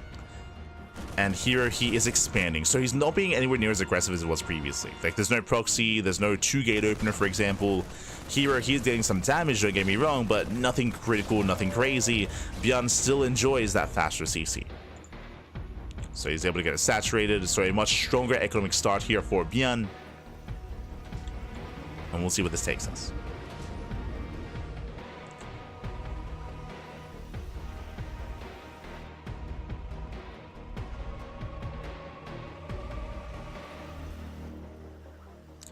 As here, he does park himself outside of the bases. Likewise, yep, Robo follow-up. This should be for Reavers. Should be once again for Reaver drops. Here we go, proxy pylon being thrown down. This looks like a spotter pylon more than anything to keep an eye on any kind of drop play. To make sure that ByuN is contained. And my apologies, I saw the Robo. I assumed it was going to be a Bay for Reavers, but no, that is not the case. It is going to be into Forge, into a Citadel, into charge lots or into speed lots. Getting to Zealot legs, getting to +1, and this can lead into Storm. So here he is mixing it up. I appreciate it. I mean, in general, here he has been enjoying quite a plethora of different kind of forms of aggression or even mid-game play. Has not been too one note. The Dragoons, they do outrange the bunker. I think ByuN just realized. He's like, mate, what am I meant to do? Oh no. These major Dragoons are broken. What's happening? As ByuN had this all supply blocked. Yeah, he does get supply blocked here. Get introduced at 3 racks follow-up. Enki asking what's happening. I think we can infer. Yeah. Like, what is this? What is this range?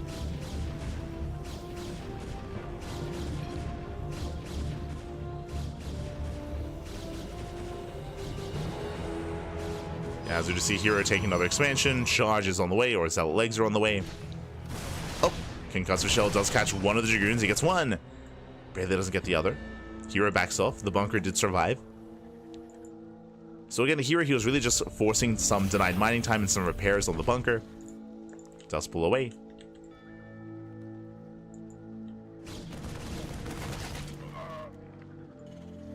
Does pull back. You're dipping in between the bases. Likewise, we'll reinforce.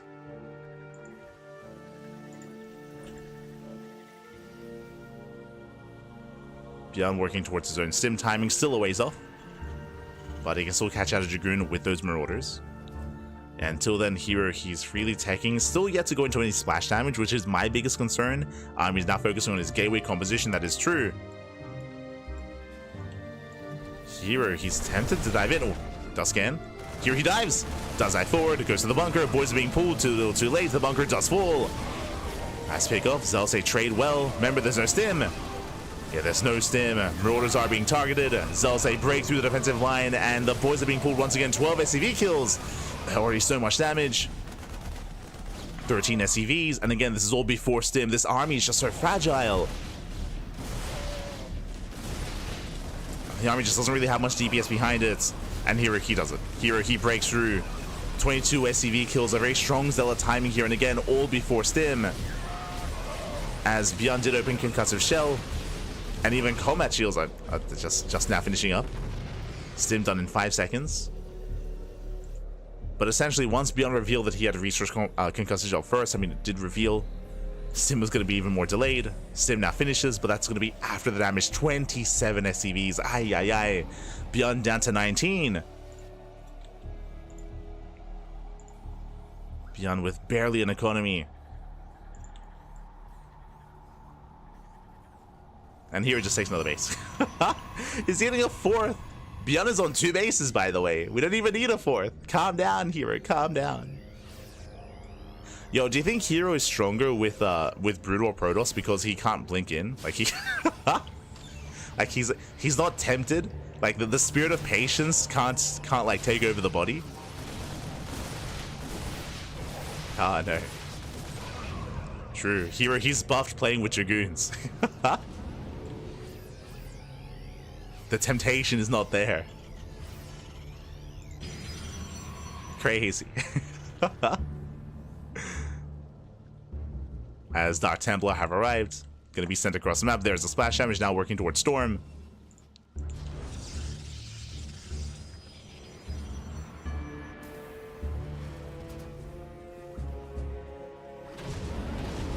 ByuN does have a 3rd orbital, thankfully. Moves out with his drop. He gets spotted. Oh no! He gets spotted. Full medevac goes down. Massive pickup. He gets 1. He's going to get both, isn't he? Yeah, he gets both. Oh my god! The question marks are back. They're back. Oh no. herO, he's having a great time. Ay, ay, ay. Not like this. As ByuN is contained. Likewise, you see herO, he breaks through that defensive line once again. It's like, oh, this is broken. Himba, papi, himba. As here, well, another 15 SCV is going to be going down. Here he breaks through the natural. I mean, the ByuN army is trading well against the Zealous Dragoons. They're caught in the back line. Spending the DPS on buildings. Here comes the storm. Oh my god. Oh, the storm is crazy. The storm kills every marine. All the marines crumble. GG gets called, and here he will claim another win. GG. Let's go. GG. Well played. Here he will claim another.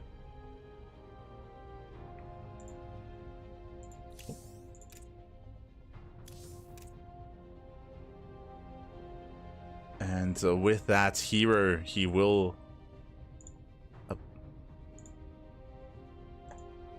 on, claim another win. And sorry, I'm just double checking something here because it is a best of 9, but might not have played all the matches themselves.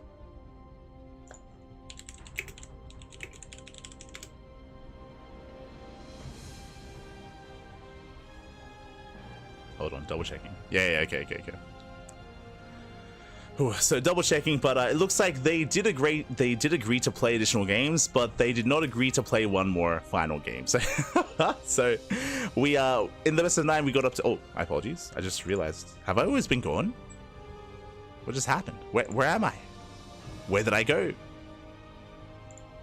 Who am I? Ah, there we go. Here we're back. But with that, GG well played. herO, he will of course claim the series. They did agree to play additional games, but no further than that. So they got up to 8 games played, and in the end, the scoreline will be 7-1 in favor of herO. So GG well played. Congratulations. Again, a very strong showing here out of herO. ByuN, he did have some strong moments himself, don't get me wrong, but I'm not too fond of his build choices on the specific maps. I'm specifically referring to his 3-axe builds.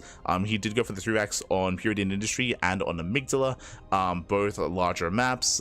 Typically, this is the kind of style, this is the kind of build that does excel on smaller maps instead, just because of the rush distance by ground.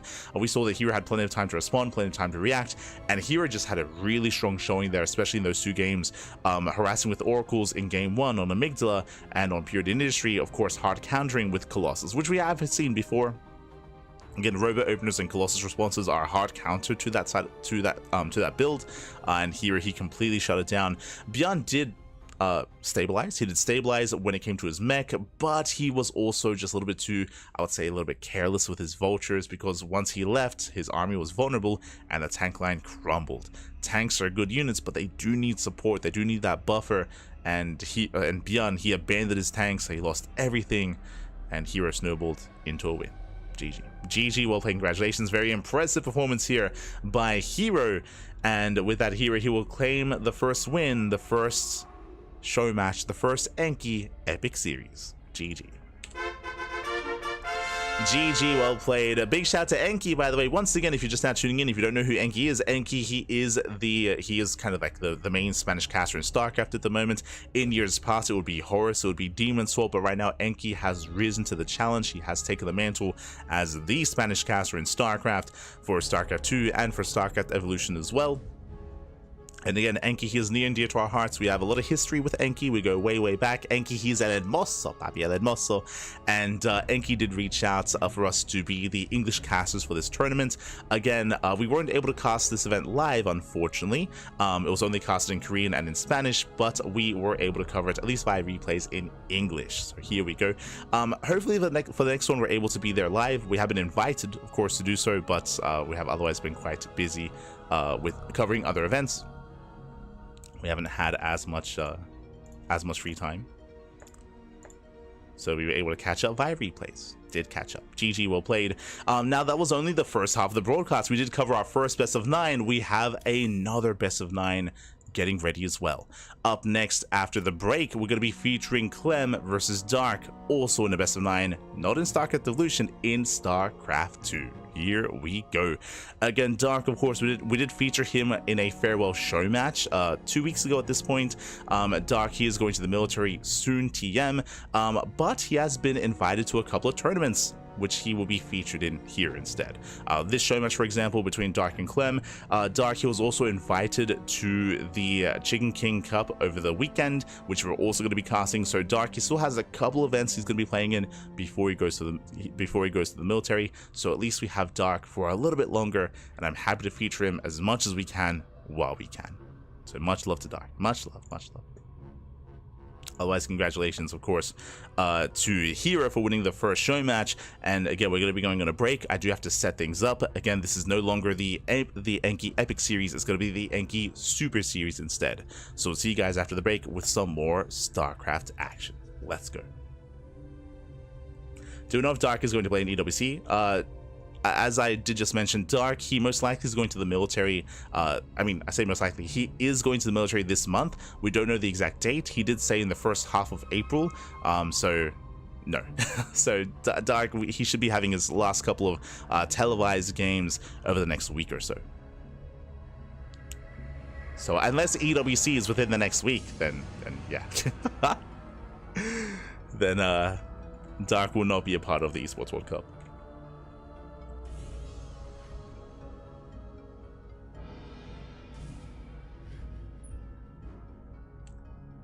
But here we go. We are going to be going on a short break. So take this time to get some snacks, get some food, get some water, drain your disruptors, massage your marines, and get ready for a night of StarCraft for the second half for a best of 9 between Dark and Clem. See you soon. See you soon. See you soon.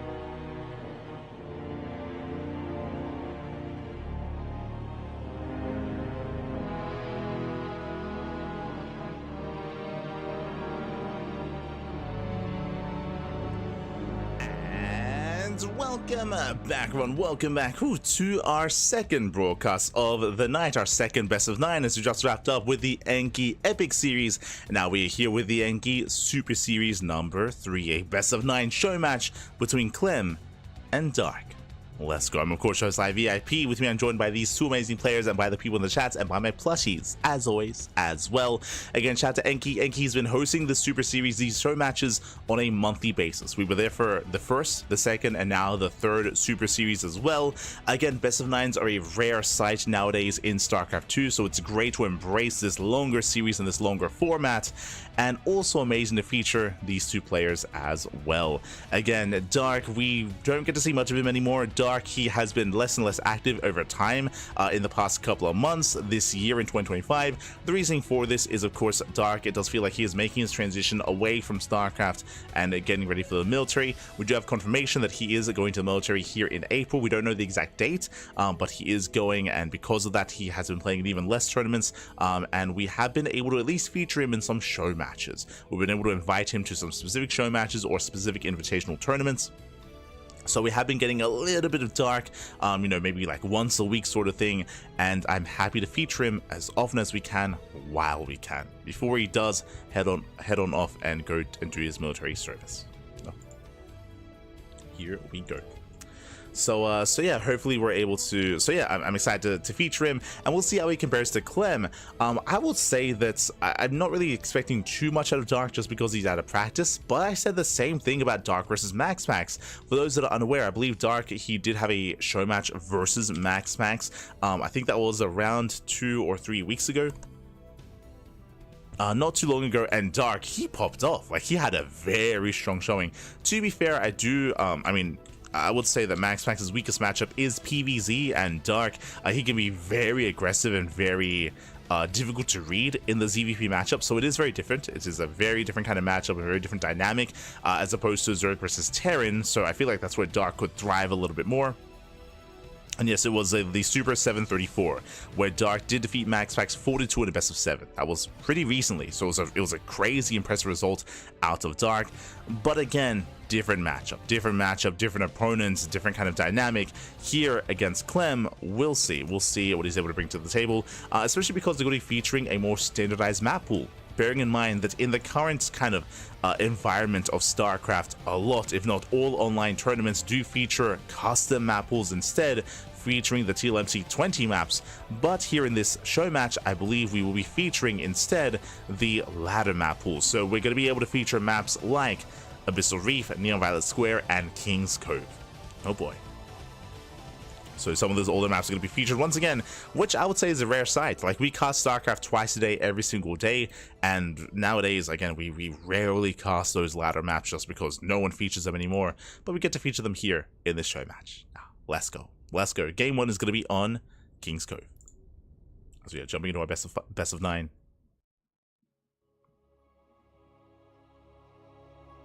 And we can get into it. As spawning in the bottom right hand corner of King's Cove, we have our French Terran player. We have the blue Terran. Representing Team Liquid, it is Clem. And spawning in the top left hand corner, we have his opponent. We have the South Korean Zerg player, the red Zerg. It is Dark. Here we go. Dark, of course, even still being the best Zerg player in South Korea. I think that's one of the most bittersweet things about Dark going to the military, is that right now Dark is very much so in form. Dark, he's very much so at the top of the region, at the top of the scene. He is one of the best Zerg players in the world. I would say he's the best Zerg player in South Korea, and I would say either top 3 or top 2 in the world overall. And because of that, that's why it's, you know, a little bit sad to see him go, and we'll see how he compares to Clem. Now, there's a lot to get into here already. 2-Rex Reaper build here, an opener by Clem, so a very aggressive and assertive start. We'll see what Clem can get done. This map is an interesting one. We're loading into King's Cove. King's Cove is very defendable. Because of that, Dark very often does open gasless. So far we have Hatch first. We'll see if he does go gasless. Now, the reasoning for this is because of the base layout, and yep, there it is. It's going to be Hatch, it's going to be Hatch pull into Hatch, gasless opener. As he mentioned, this is a lot more common on larger maps. So depending on the map, depending on the size, does kind of facilitate for being greedy here. So maps like Abyssal Reef, Neon Violet Square, and King's Cove, these three maps that I mentioned, you see this opener much more commonly. Now the reasoning for this is because it is easier to defend on 3 bases than on other maps like Whispers of Gold or El Dorado is more viable, but like Whispers of Gold or Ultra Love, or even maps like Ley Lines. On the 3 maps that I just mentioned, you can be much more aggressive and you can punish this that much more. Here it is easier to cut those corners as Reapers are on the way.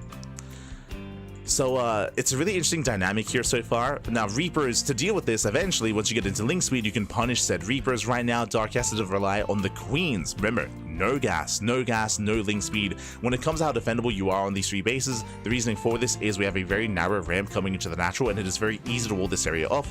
When Dark does open gases, he very often does wall off with a Roach Warren, so he should be walling off this area in the mid game. But early on, can he keep up and can he maintain himself against the Reapers? Remember, there's no link speed on the horizon. Typically link speed would be the timing, would be the opportunity for Dark to punish this, but there is no link speed. So the Reapers are building up. 1 link already goes down. It's 1 link so far. And he does dance well. Second Reaper has arrived. Queen does move forward. A second link falls. Just 2 for the time being. Meanwhile, more Reapers are on the way. And did I say 2-Rax Reaper? We're going up to, and we're committing into 3-Rax Reaper. Clem, he's going to have a little momentum on his side as he takes down another Ling. And I'm concerned here for Dark. Queen defense early on typically is enough, but against 3-Rax Reaper and without link speed, it's going to be that much more difficult here for Dark. As more Reapers are flooding across the map. Now this is not all in. Clem is expanding, but this is designed to get damage done, to get drone kills and even Queen kills. Speaking of, 1 drone already goes down. The Queen's getting low. Yeah, the Queen's getting very low here. And can he bring them down? He can. Oh my god, they're getting so close. Dark, he pulls away in time. The drones! Yeah, the mineral line is exposed. 2 workers go down. And these losses, they're adding up. They're adding up here. There's still more Reapers rallying. He's still making 3 at a time. And Dark, he's being overwhelmed. And a big reason for this is the build of choice, the gasless opener. Clem doing an amazing job at punishing this. As 1 Reaper finally goes down. Oh, no transfuse. Queen falls. He gets 1. He gets 2. Yeah, 2 queens go down. And he might just get the final queen. And that might just be game. Like, if he can get that final queen, that might just be game then and there. Another Reaper gets targeted. Another queen does come in. Again, Dark doing everything he can to just barely hold on. Meanwhile, Clem is double expanding. 3rd TC in the main base. Clem just getting further ahead. And there's no saving these queens. Yeah, there's no transfuse. And it looks like Clem, he can overwhelm. Does get 1 final transfuse towards the end. More Lings are flooding in. But again, without Link speed, there's nothing to be scared of. Like, these Reapers, they will kill Dark. They will kill him. They will overwhelm. We were talking about how the strength of this opener from Dark really comes into fruition in the mid game. But Dark, he's not going to get there. He's not going to get there, at least not unscathed. I'm afraid to look at how many links have gone down. I'm very afraid. As every link falls. Reapers, they overwhelm, getting another queen. And so far, 48. Jesus Christ. 48, 50 link kills, 50 links, 5 queens. And remember, Clem is double expanding. He's getting up to triple CC behind this. This is almost like a build order win, basically. Like, as we mentioned, without link speed, how do you deal with this? You don't. You don't deal with Mass Reaper. And there are still 0 gases. There is no link speed. There never will be. At least not this early on in the game. Reapers, they bypass the queens. They head for the mineral line. Drones are exposed and workers are falling. And Dark cannot keep up. The slow Lings waddle in, but Clem can just kite back. He can just kill all the Lings. He knows the queens are on the low grounds.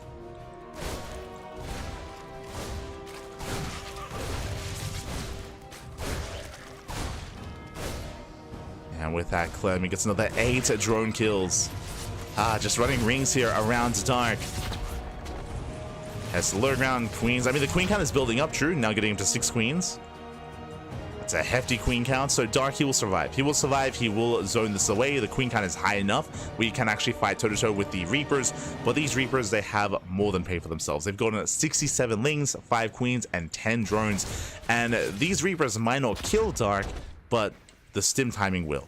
Right now, Clem is building up his bio army, working towards stim, getting to his add-on swap into double medevac production as well, and Clem is looking to snowball out of control from here. And again, overall, this was just a really solid build choice for Clem. Just to reiterate once again, Dark, he is known for going for specifically this build, and we did list a couple of maps earlier on King's Cove, on Neon Violet Square, on Abyssal Reef, and I would even put El Dorado in that as well. Not just Dark, but Serral. I mean, in general, a lot of Zerg players. GG gets called. Clem, he will live well, and Clem will take game number 1. Whew, GG. But as Zerg players, they're known for cutting corners on King's Cove, and going for 3-Rax Reaper is a really strong way to just completely shut that down and to hard counter Dark. As you mentioned, without gases and without link speed, how do you keep up? How do you deal with those Reapers? The answer is, again, you don't. You don't deal with the Reapers. The Reapers, they just especially with the control of Clem, they're able to just pivot in between the bases, pick off more lings, pick off queens, pick off drones, and just gain insane value. We didn't even get to that stim timing, so a very strong start for Clem. And this does also set a tone for the series. Suddenly, we mentioned how Dark, he does like going gasless on certain maps. Now, does he commit to that? Is he going to be forced to play more orthodox, more standard? Is he going to be forced to play hatch gas pool instead? Here we go. As we're now just getting into game number 2, loading into ley lines. Let's go. We're loading into ley lines here. To begin with, I mean, this is a map where you do open standard. Gasless openers are not nowhere near as viable here on as open of a map as this. And here we go, spawning in the bottom left-hand corner of ley lines. We do have the French Terran player, the blue Terran, representing Team Liquid. It is Clem. And spawning in the top right-hand corner, we have his opponent. We have the red Zerg player from South Korea down in the series. We'll see if he can bounce back. It is Dark.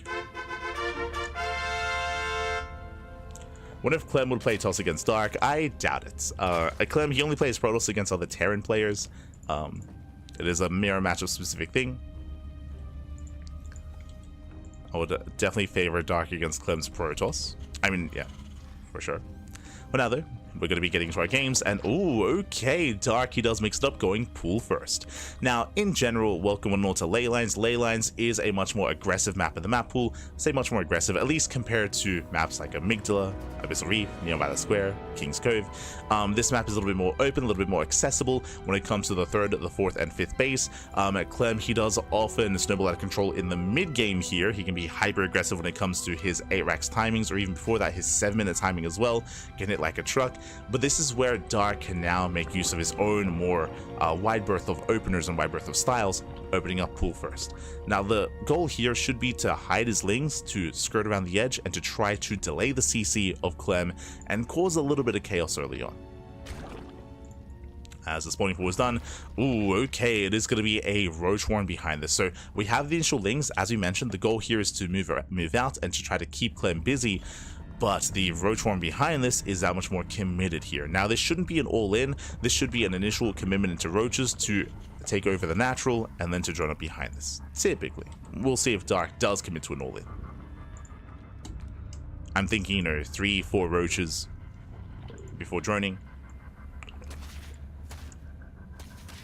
Early lings are revealed. Clem is now aware of the pool first. The Reaper moves out to keep up and to try to shut down these lings. And it's going to be on Clem. Again, he already knows it's a pool first. What he doesn't know is how committed is this. Did mention 3 to 4 Roaches. There we go. We have 3 Roaches on the way. So Dark is looking to move out. And we'll see if he drones up behind this. Getting up to a 4th Roach. Reaper does dip in. The Reaper will confirm. Gets eyes on the Roach Warren. Roaches pop out and the Reaper will barely get away. Whew. Does get away. Does pull out. Dark, meanwhile, who he commits. Okay, he's making more Roaches. Getting up to 5. Now he drones. Okay, so he's going to be getting up to 5. We assumed, again, like 3 to 4. It gets up to 5, so a little bit more of a bigger commitment here from Dark. That is a little bit risky. It means that Dark has to get more damage, and you can see Clem taking it very seriously. Bunker on the high ground. He's safe and sound. He's with the bunker. He's ready to evacuate the natural just to give up and just to defend the main. Meanwhile, Dark is droning. Again, this is an aggressive start, but by no means is it an all-in. This is designed to deny mining at the natural for as long as possible and to give Dark the edge coming into the mid-game. So Dark is droning up as hard as he can. So far, the Reaper doing an amazing job here, just chipping away at those roaches. The Reaper does outrange the roach. And Clem, he will evacuate that low ground. Bunker is done. Nice save on the SCV. And Clem holds. Clem, he holds on. But again, as a reminder, this isn't about breaking or killing Clem. This is about denying mining at the natural for as long as possible. Because of the high ground vision, going for the depot as well. Nice pickup. Depot goes down. He gets one. He could even get the other depot. Going for the piles. Going for the piles. Nice lock on here, but the lock on gets broken. Marines move out. Oh, and Clem, he breaks free. Yeah, takes down one roach, takes down one, takes down two, takes down three. Oh my god. And Dark overextends. Yeah, massive loss here for Dark. He's gonna lose everything. Losing all the roaches, all the ravagers. Ideally, you pick off a depot and you maintain the low ground, but he lost everything real fast and real quick, and now suddenly Dark is in a rough position. Suddenly, this wasn't as worth it. This was a big investment. Again, 3 roaches, 2 ravagers, and an overlord. For what? For 1 SCV. For 1 SCV and 1 depot. Ideally, you contain Clem a little bit longer, and Dark, he failed to do so. He failed to contain. With that, Clem, he re-expands, he resaturates. 3rd CC is on the way. Clem, he has map control, he's moving out, looking for extra overlords. We'll see if we can find some more overlords. We'll see what he can get done. Oh, even just going for the third hatchery. Going for the 3rd base. Dark, he's massing up some roaches to defend. As we reinforce with the 2nd cyclone. The 2nd cyclone comes in. A brutal pickups, losing 2 more roaches, and Dark, he may just be overwhelmed here and now. Yeah, again, the opener was lackluster. Didn't get what he wanted. Another roach goes down. Dark, he's holding. Link speed is almost done. And Dark, he's flooding links. He's going for an all-in. He's going for an all-in. 3rd base is denied. Yeah, Dark, he cannot macro from here. Not anymore. Just too many losses. Losing that 3rd base. Dark, he commits. He's rallying across the map. Can he surround? Can he catch Clem out? Oh! Gets a Marine. Going for the natural. Nice kiting here from Clem. It kites back well. Cleans up the links. Meanwhile, the all-in continues. Clem, he catches out reinforcements. Marines going down. Links going down. More links here across the map as well. And Dark, he's lost all his links. He's lost all his links. Dark, he has no more momentum here. He has a handful of links left over. Dark is droning. Dark is attempting to re-expand, but Dark is in a very rough position here. Oof. As these are the final links of Dark. And Dark, from here, what do we go for? Right now he's on hatch tech, so he doesn't even have roach speed. Of course, the 3rd base was denied, so he's lacking bases, lacking economy. A 2-base all-in makes the most sense, but I mean, he kind of just went for one, and he lost all of his lings. Clem taking a 3rd. Dark is double expanding. This might just be for larva, as Dark is focusing on link production. He's morphing in as many Ravagers as he can as well. It's all or nothing for Dark. Now back at home, what do we have to defend? There are no tanks. Yeah, no tanks. There's some bio here, but I do think that Clem maybe has been a little bit too greedy. Dark, he can definitely make something happen here.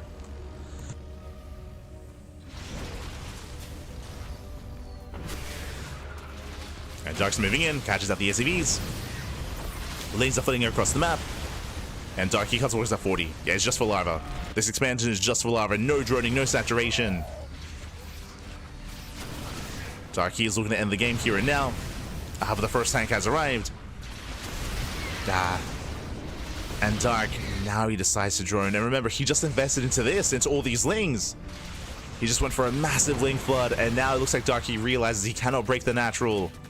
Dark is droning up behind this. These are late drones. And he does get 4 CVs. Oh. We see Clem trying to bait Dark into tank range. Files a Duke, raise the Marines. Oh my god, the CC's low. Yeah, late lift here from Clem. Does he react in time? He does. Whew. Just in time, he gets a repair off. Yeah. That would have been disastrous. But the command center does live. Clem holds. Clem holds, and again, Dark, he's been desperately redroning, resaturating. He's still behind economically.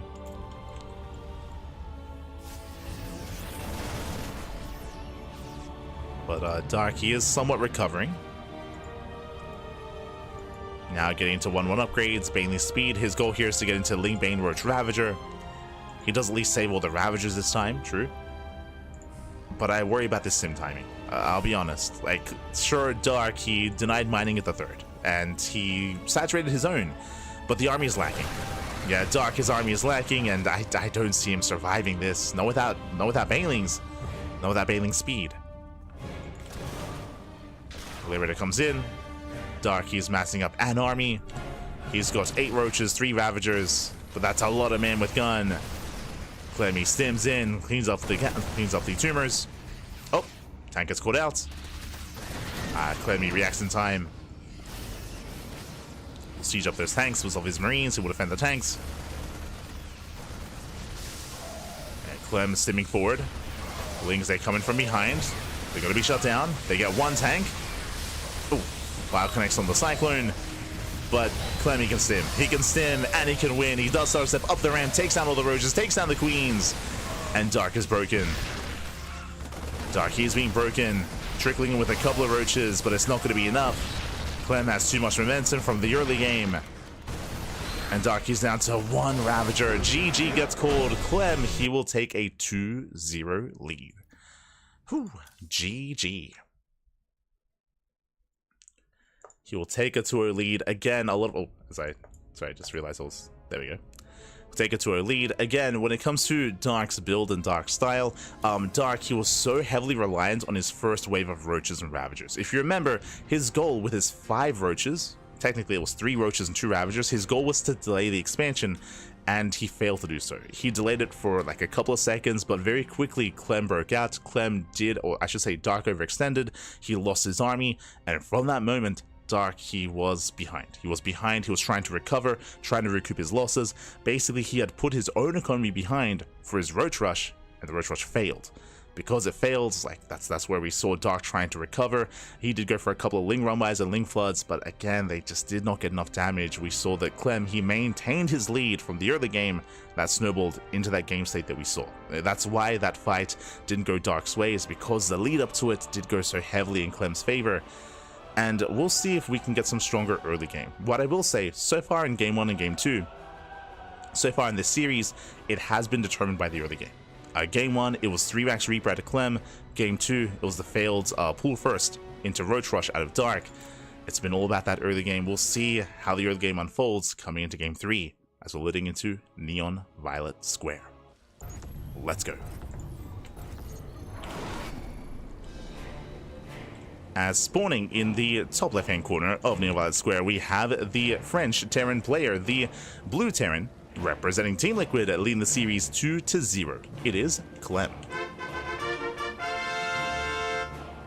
And spawning in the bottom right-hand corner, we have the South Korean Zerg player, the Red Zerg, down in the series, but it's the best of 9. Best of 9, plenty of games ahead of us. It is Dark.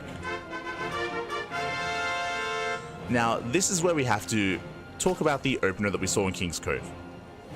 Gases, right? We saw a Gases opener on King's Cove, and we saw that the way that Clem, in a way, hard countered and blind countered the Gases opener of Dark was with 3 Rax Reaper. But there's something about Neon Violet Square. No cliff. There is no Reaper cliff coming into the main base, so Dark going hatchery into a pool, into another hatchery without gases is more viable on Neon Violet Square, because Reaper aggression and 2 and 3 Rax Reaper is less effective on Neon Violet Square. So the maps, they do play a big part into this, and I'm assuming that Dark is going to cut corners. Speaking of, look at this drone. Now, I assumed, yeah, there we go, hatch, pool, hatch. Gases opener out of Dark. As he mentioned at the beginning of the series, it is very common to see this build and to see these openers on the larger maps, on Abyssal Reef, King's Cove, and Neon Violet Square. And we're seeing it here. We saw it on King's Cove, but it got punished on King's Cove. Here, it shouldn't be punished. Here, Clem is going for a standard opener, but even if Clem did attempt to go 2 or 3 Rex Reaper, it would be significantly less effective on this map. So it is safer for Dark to do this. So it's hyper greed. Very greedy build here out of Dark, going gasless, but you can get away with it even easier on this map. It is more viable. So far so good. So Dark, he does have a very greedy, very strong opener.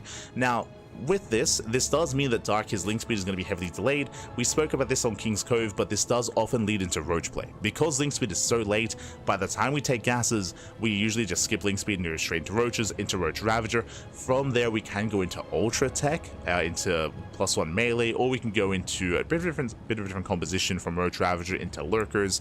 Dark will have options. We'll get there once we embrace the mid game. So I don't want to get ahead of myself. Meanwhile, Clem does poke in, dancing with the army.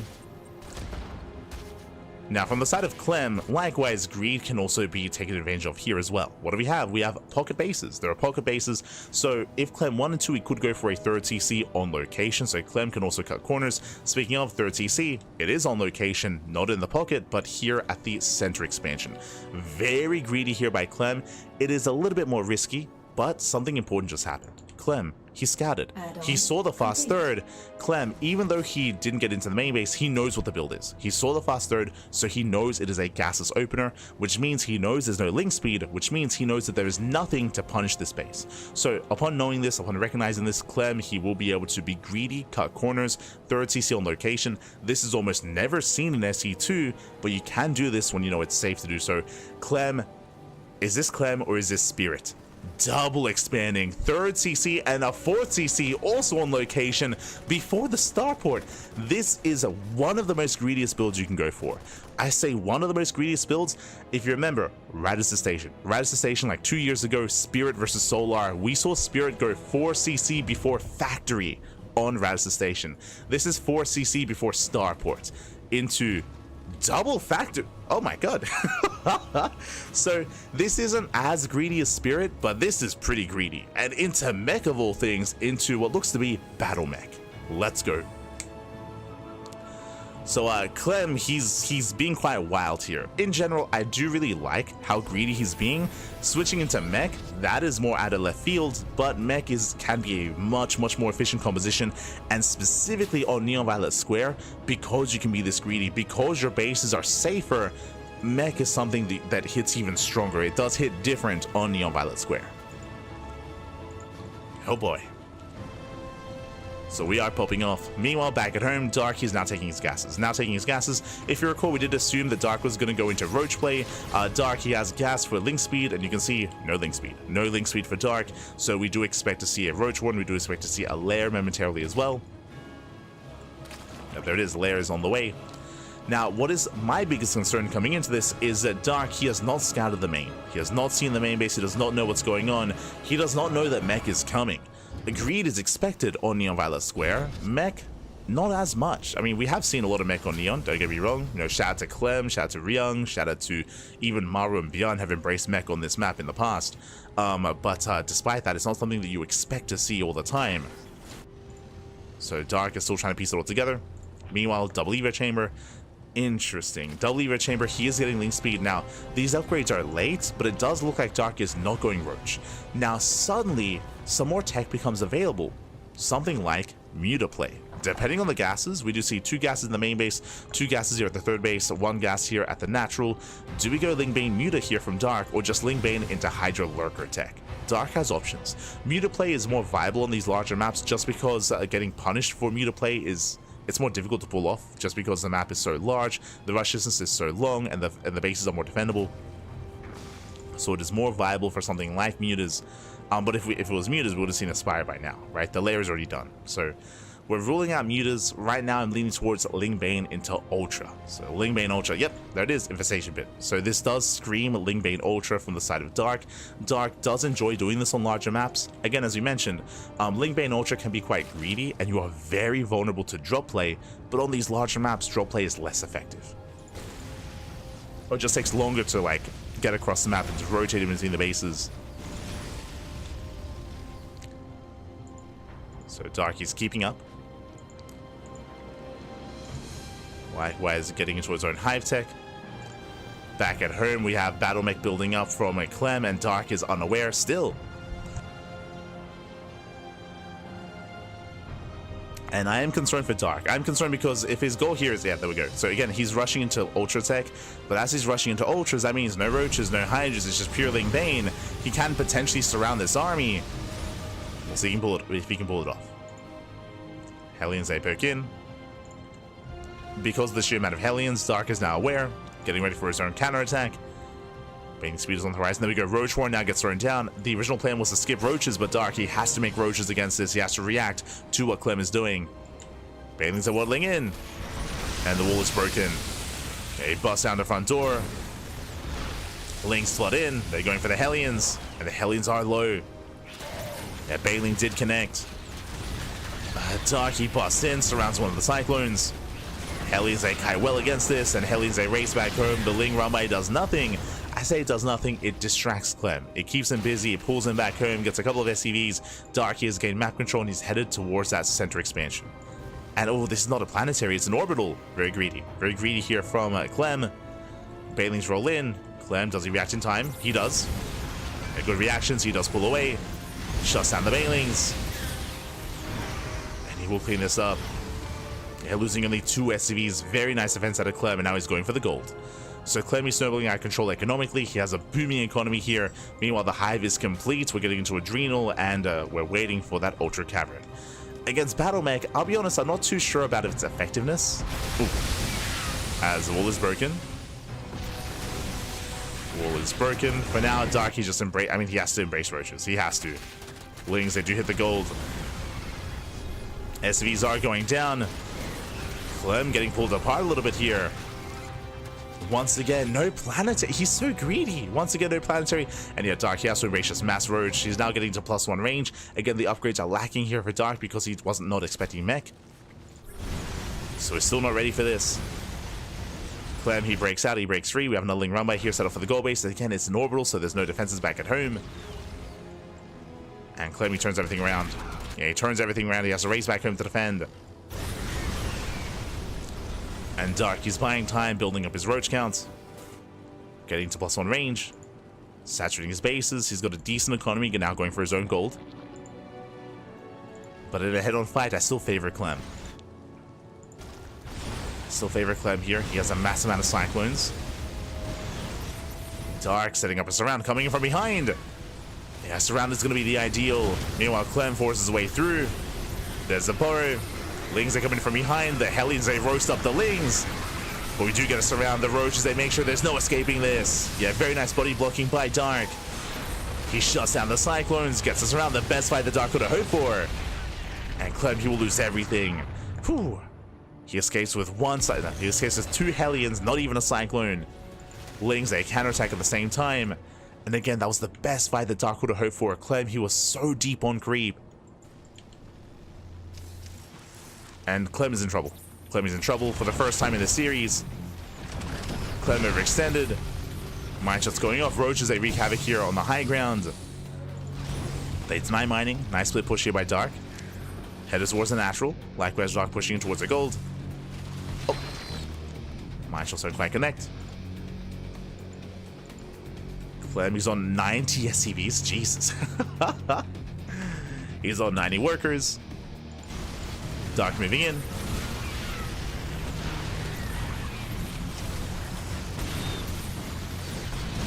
And we do see these Cyclones having very nice trades against this. Picking off those Roaches, kiting back. But Dark, he may just have an overwhelming amount of Roaches here. He's pushing forward. Oh, catching out another wave. Another set of Cyclones. Clem is being forced all the way back to his own naturals, being forced back.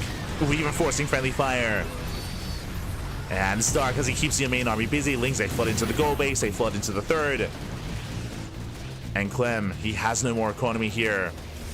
And I still stand by what I said earlier. Clem, in a head-on fight, he definitely could have taken Dark, but he was not ready for the surround. Like, the surround, again, was just the best move that Dark could have gone for. It won him the game. GG gets called, and Dark, he does bounce back. Dark, he puts a point on the board. We have a back and forth. Whew, let's go. Let's go. GG, well played. Again, Dark, he was having a bit of a harder time punishing the greed of his opponents, going for Ling run-bys, going for Ling counterattacks. We saw that Clem, he was the one that after defending, did break out across the map, and he did overextend. He pushed far too far forward onto creep. We saw that Dark, he was able to not just come in from behind, but body block the army, made sure that the Cyclones could not escape, and Clem, he lost any kind of momentum that he once had. He lost the entire army. GG. The entire army. GG, well played. Darky does fight back, and we have a back and forth. We have a series. Up next, we're going to be loading into Ultra Love. Let's go. Let us go. 2 Hellions spared to spread fear amongst the other mechs. True. Oh no. Oh no. As we're now getting into game number 4.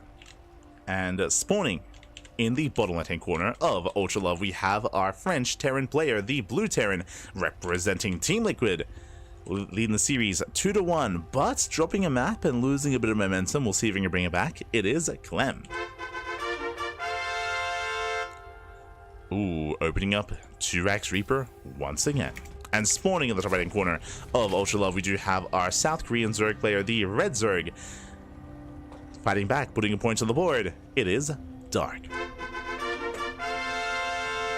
Here we go. Now, when it comes to this build choice here of Clem, as a reminder, he did pop off, he did overwhelm, he did wreak havoc on King's Cove, but that was because Dark did blindly play Gasless. He went into a Gasless opener and a Gasless build. That's where Clem was able to overwhelm and exceed. Here, we expect Hatch Gas Pool. We expect a standard opener out of Dark as we are loading into a much smaller map that is Ultra Love. Yep, there it is. So Hatch Gas Pool, standard opener. Again, this is expected out of Dark on this map. Because of that, this build out of Clem is going to be less effective. This can gain map control and this can delay the third, but it shouldn't end the game like we saw previously on King's Cove. So 2x Reaper into an expansion into a 2-on-1 follow-up is most likely on the horizon here from Clem.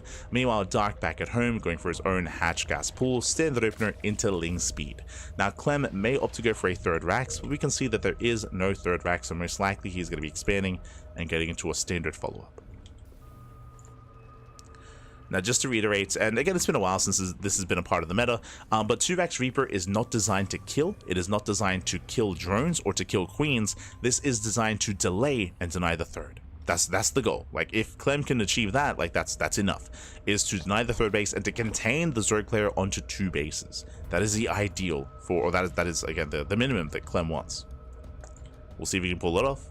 What I will say is that Zerg players have gotten better and better at trying to sneak out and maintain a third base, despite the plethora of Reapers that are coming. Dark, of course, he confirms. He does scout both Raxes, and you can see he's checking for a third Rax. So he wants to make sure he doesn't get 3x Reapered. Confirms there is 2. First Reaper pokes in, and Clem, he does pull back, investing into an extra pair of Lings. Queens are on the way. Once the Queens arrive, he can just maintain this position.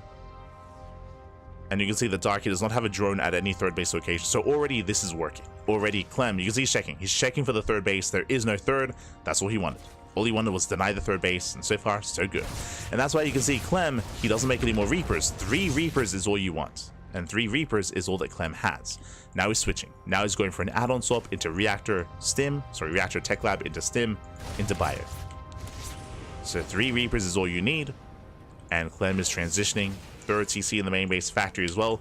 Dark does confirm the transition, and now the pressure's on Dark to expand. The longer this goes on, where Dark doesn't have a third, the worse it's going to be for our Zerg player.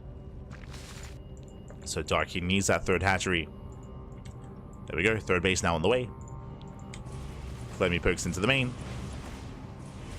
And the game will continue. And again, so far, like Clem, he did well. He did well for himself. He heavily delays the third base of Dark, and now it's on Dark to recover.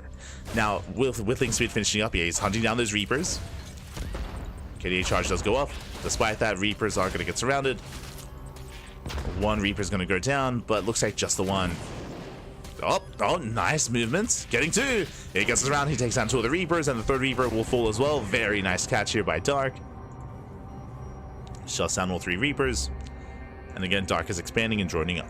Meanwhile, as I mentioned, Clem, he's going for his 2-1-1, sorry, his 3CC 2-1-1 follow-up. He's going for a stim timing with his Medivacs. The game will progress into the mid-game. Now, because Dark's third is so late, it is not uncommon for Zerg players to take a faster fourth to catch up. To take a faster fourth base to catch up when it comes to production, when it comes to saturation as well. So we'll see if Dark does cut corners and go for a faster fourth.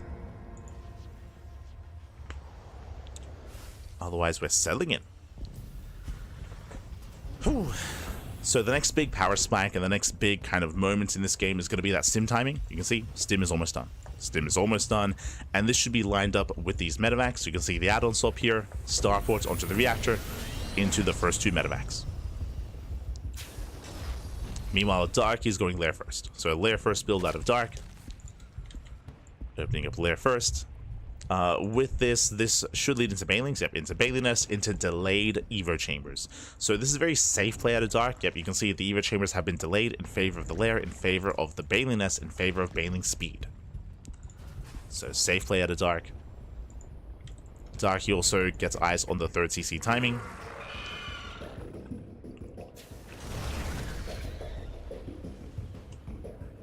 Dark is aware.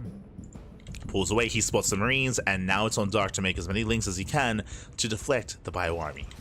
So Queens, they push forward. It's going to be how many? 7 Queens and 20 links to defend. 1-1 upgrades have begun. And you can see Clem, he's rotating to deny the fourth. There is no fourth base. We mentioned that Dark, he had the option to double expand. He did not. Instead, Dark has been playing it safe. He's not been cutting corners. So very safe play here at the Dark. Meanwhile, Clem dropping into the main base. Dark, he will expand horizontally here. We'll take the linear fourth. Taking the linear expansion. Clem pulls away. Infestation bit is on the way. Now, as a reminder, if you remember on Neo-Violet Square, when we saw the Infestation bit, when we saw the Hive Tech, I did make the assumption that Dark was going Link Bane into Ultra, and I stand by that. I believe that was the case, but then Dark scattered the mech, and then he switched into Roach play. Here against Bio, now there's no reason to switch into Roaches like we saw previously on Neo-Violet Square. Now, this should lead into Hive Tech and into Ultras. We'll keep an eye on Dark. Keep an eye on him. Meanwhile, Clem back at home, he's going for his third CC, saturating, getting to his own bio production. Now, the downside of going Link Bane into Ultra is your anti-air. As you can see here, there's no Spire, there's no Hydroden, anti-air is very limited, so drop play can really pop off, and we have seen many a player attempt to play this style and struggle against very heavy drop play. So Clem will have the opportunity here to try to pull Dark apart. The pressure is that much more on Dark to split up his army. You can see here he's got Link Bane towards the top side, he's got Link Bane towards the south side as well. He's splitting up his army to get ready for the drops. Clem, he will reinforce. Building up his own bio armies as well. Building up his tanks, getting to 1-1. You can see Dark is ready for a run by. Once Clem reveals himself, Dark should pull the trigger. Hive is not yet done. Clem pushing onto creep. Uh-oh. Dark is not in a position to defend. Yeah, this base is exposed. You can see him respond. Dark, he races on over. He will get her in time. At the same time, here comes that run by, but there are defenses back at home. Oh, Dark, yeah, he won't trade too well here. He's forced to detonate on tanks. Not the best connections. Tanks do survive, and Clem defends. Yeah, Clem, he shuts down this army. Dark, he was hoping that this tanks would be further out, but they were here at the natural. So a very rough assault there from Dark. And the problem here, again, that was a lot of Link Bane thrown away. That was 11 Banelings, 27 Lings. And that means that Dark is vulnerable. Meanwhile, there's the Ultra Cavern. As we mentioned, it's Link Bane into Ultra. It's what we assumed would be the case on Neo-Violet Square. Hatchery goes down. Dark out of position. And Dark, he does have a big power spike on the horizon with those Ultras, but can he survive until Ultra Tech? Again, Dark is, it's looking rough for him. It's looking very rough. Like, losing that army means that Dark, he's down in supply, down in Link Bane. Clem, he denied the expansion. We can see Dark attempting to re-expand.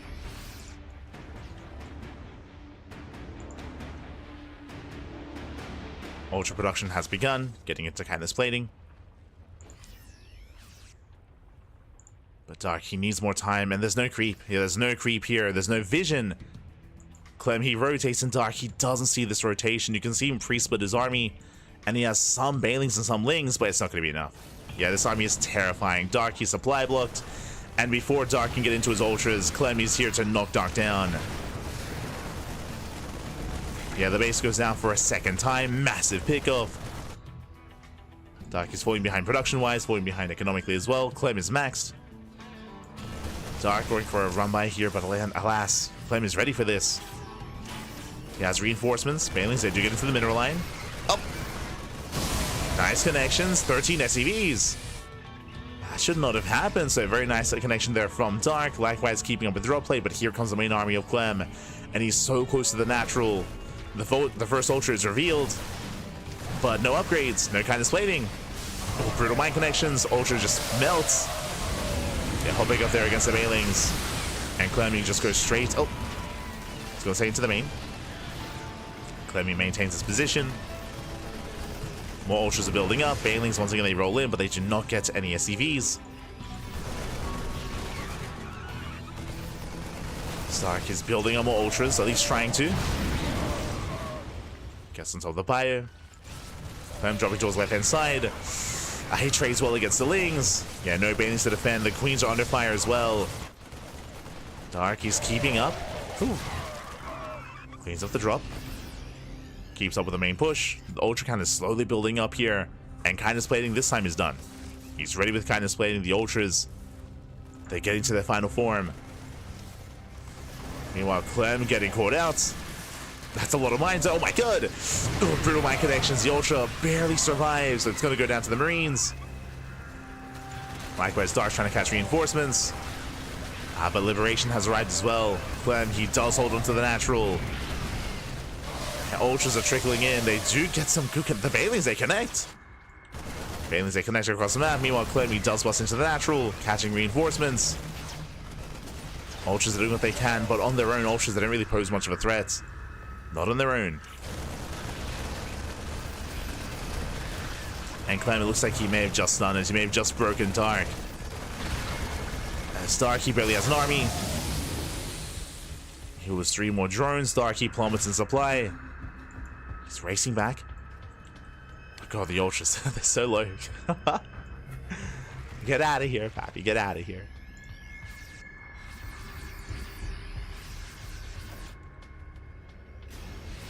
And Clem is almost maxed. He's almost maxed out. Clem, he will not be slowed down. He just keeps on pushing, keeps on going. And you could see that as soon as Dark lost that army when it came to the attempted run-by, like, momentum swung heavily in favor of Clem. And Dark could never expand. He could never take a 5th base. He was stuck on 4 bases. And likewise, Dark, he never maintained a foothold of creep in this area either, as he never took the expansion. Run-by does get into the mineral line. A lot of SCVs go down. Dark, he dives in, but he's pushing into Liberators. Oh god. He cannot move in. There's too much freedom. Too much liberation. As he comes back, GG gets called as Dark, he runs out of steam. And Clem, he will extend his lead 3-1. GG. Whew. GG, well played again. Just a rough start there for Dark. When it came to the openers, like, he was able to maintain himself, that is true, but you saw the moments where Dark, he did decide to fan out and to peel off his army on the right hand side to go for a run-by. Because of that, he was using that army to go for a counterattack instead of defending the 5th base. Because that the counterattack failed, the 5th base was exposed, 5th base went down, and Dark, he never got a 5th base up and running. He was never able to spread creep in that area either, and Clem just made full use of that location, just keep pushing in towards the bases of Dark, towards the 5th, towards the natural, just better fights off of creep. GG. GG, well played. Just hyper aggression out of Clem. Once he gained that momentum, he never really did stop. We saw that Dark eventually got into ultras towards the end, but he got there to, like, tread water. He didn't really have the best economy to sustain himself to really maintain any kind of maxed out ultra composition. Never quite got there. Never got there. GG, well played. With that, we're now getting into our next game here. We'll see if Dark can recover. Ooh, as we load into another smaller map. We're loading into Whispers of Gold. Whispers of Gold being the smallest map in the map pool, a very aggressive map as well. And it's these smaller maps like Ultra Love, like Ley Lines, like Whispers of Gold, where Clem does thrive. Oh boy. And spawning in the top left-hand corner of Whispers of Gold, we do have our French Terran player, the Blue Terran, representing Team Liquid, leading the series 3-1. It is Clem. And spawning in the bottom right-hand corner, we have the South Korean Zerg player, the Red Zerg, down in the series. The pressure's on. We'll see if we can bounce back. It is Dark. Here we go. Now, I did mention this, and Dark, he typically does thrive on these larger maps where he can cut corners, where he can be greedy, like King's Cove and Neon Violet Square, where we saw Dark go for these gasless openers. Here, on a very small map like Whistles of Gold, we expect Hatch Gas Pool. We expect some standard play out of Dark, and some safe play as well. It is very common to see Roach play on this map. Roach-based play and Roach-based openers are very safe.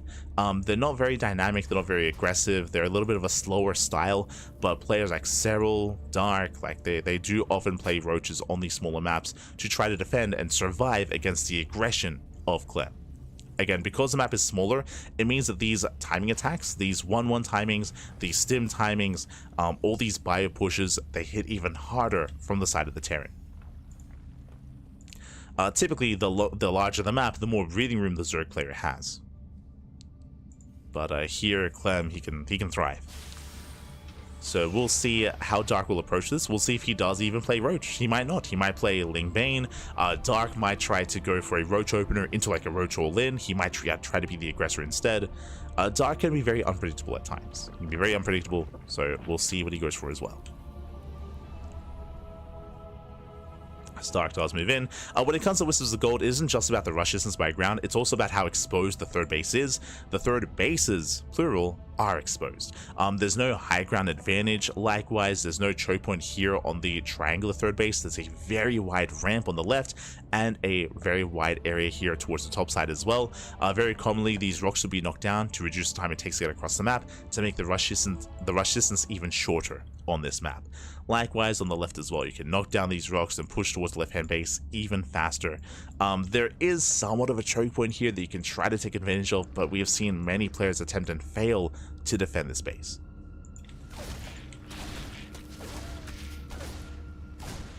So we'll see how Dark will approach the problem that is Clem. As for now, Clem, does he go for a 1-1-1?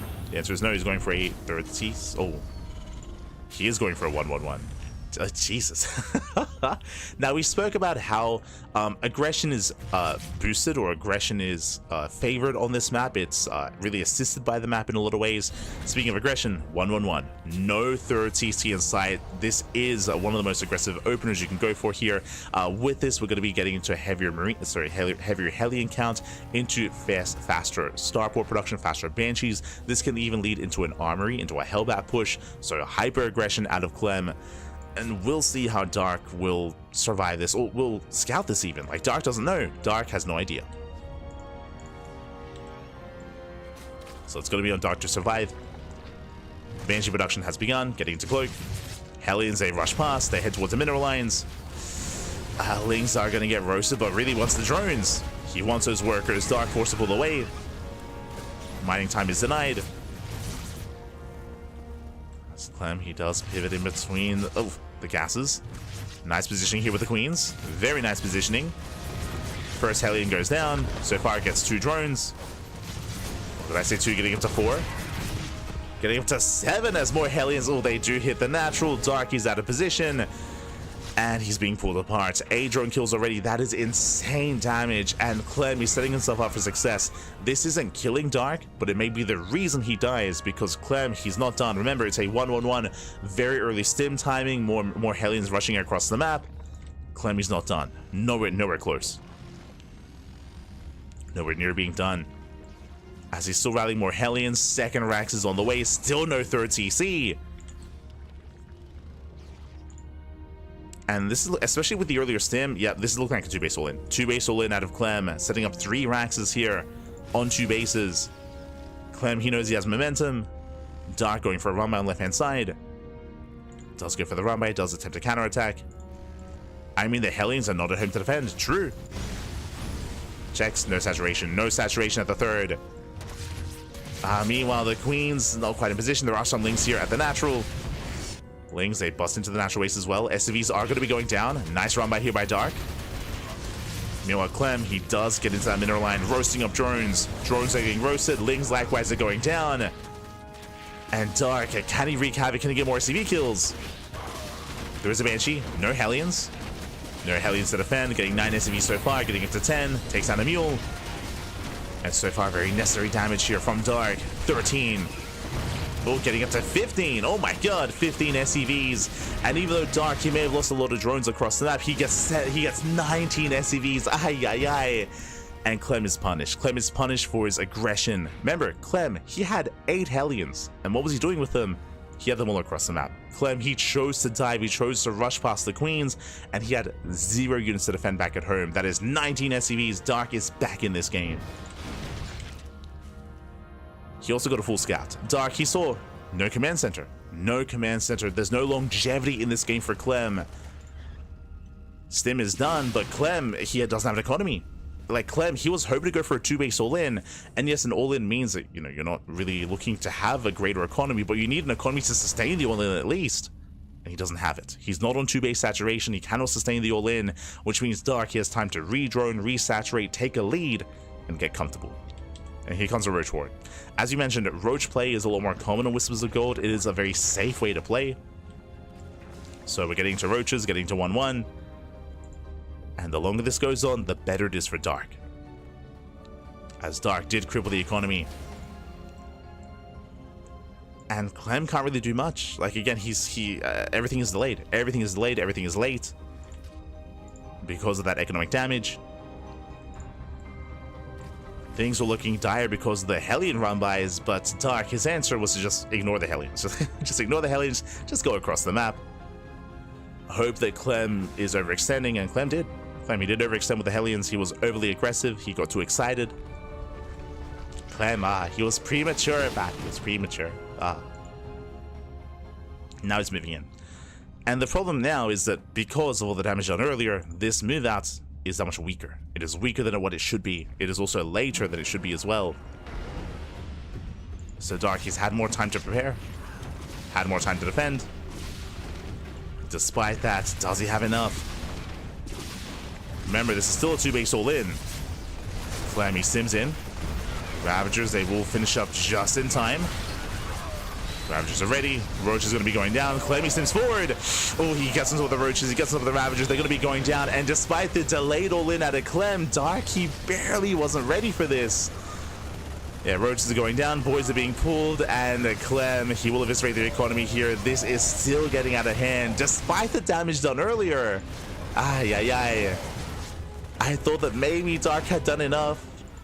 But no, apparently not.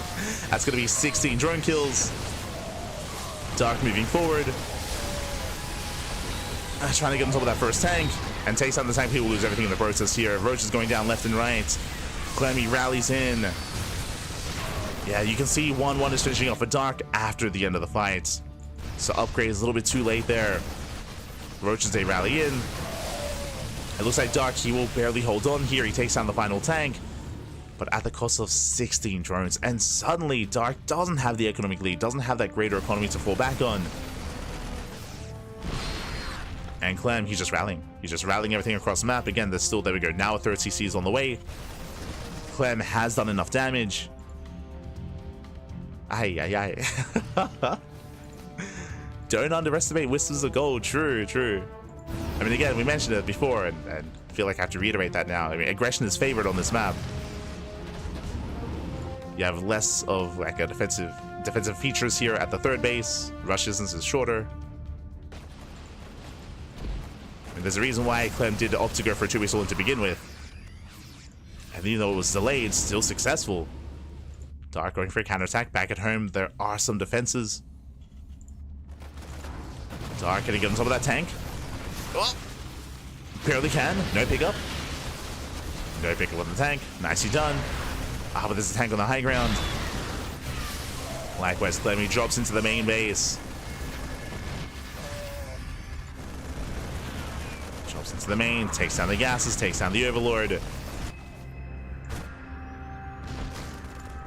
You see Clem punishing the Roach Ravager as well, getting the Ravagers. Files, they do connect. But Dark is being torn apart. He's being torn apart. Clem takes the worker lead. Again, he's trading well against the Roaches, trading minerals for gas. Picks up, he saves the tank. Dark, does he have another Hail Mary play up his sleeve? Can he pull off another run by, another counterattack? Can he recover here? He did it once already in this game, true. Did it once before. Can he do it again?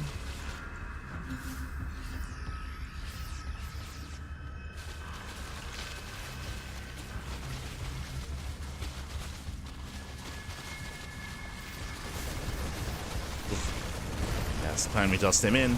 Takes down the Roaches one after the other. Catching out Dark.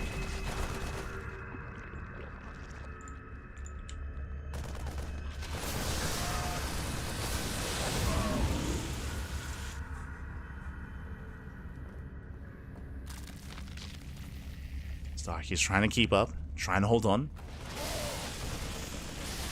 I mean, again, these drops aren't really doing much damage, you're just keeping Dark busy. Clem, he secures his third base. Again, Clem, he has a greater economy. Second factory is on the way, taking extra gases as well. Building up into the mid-game.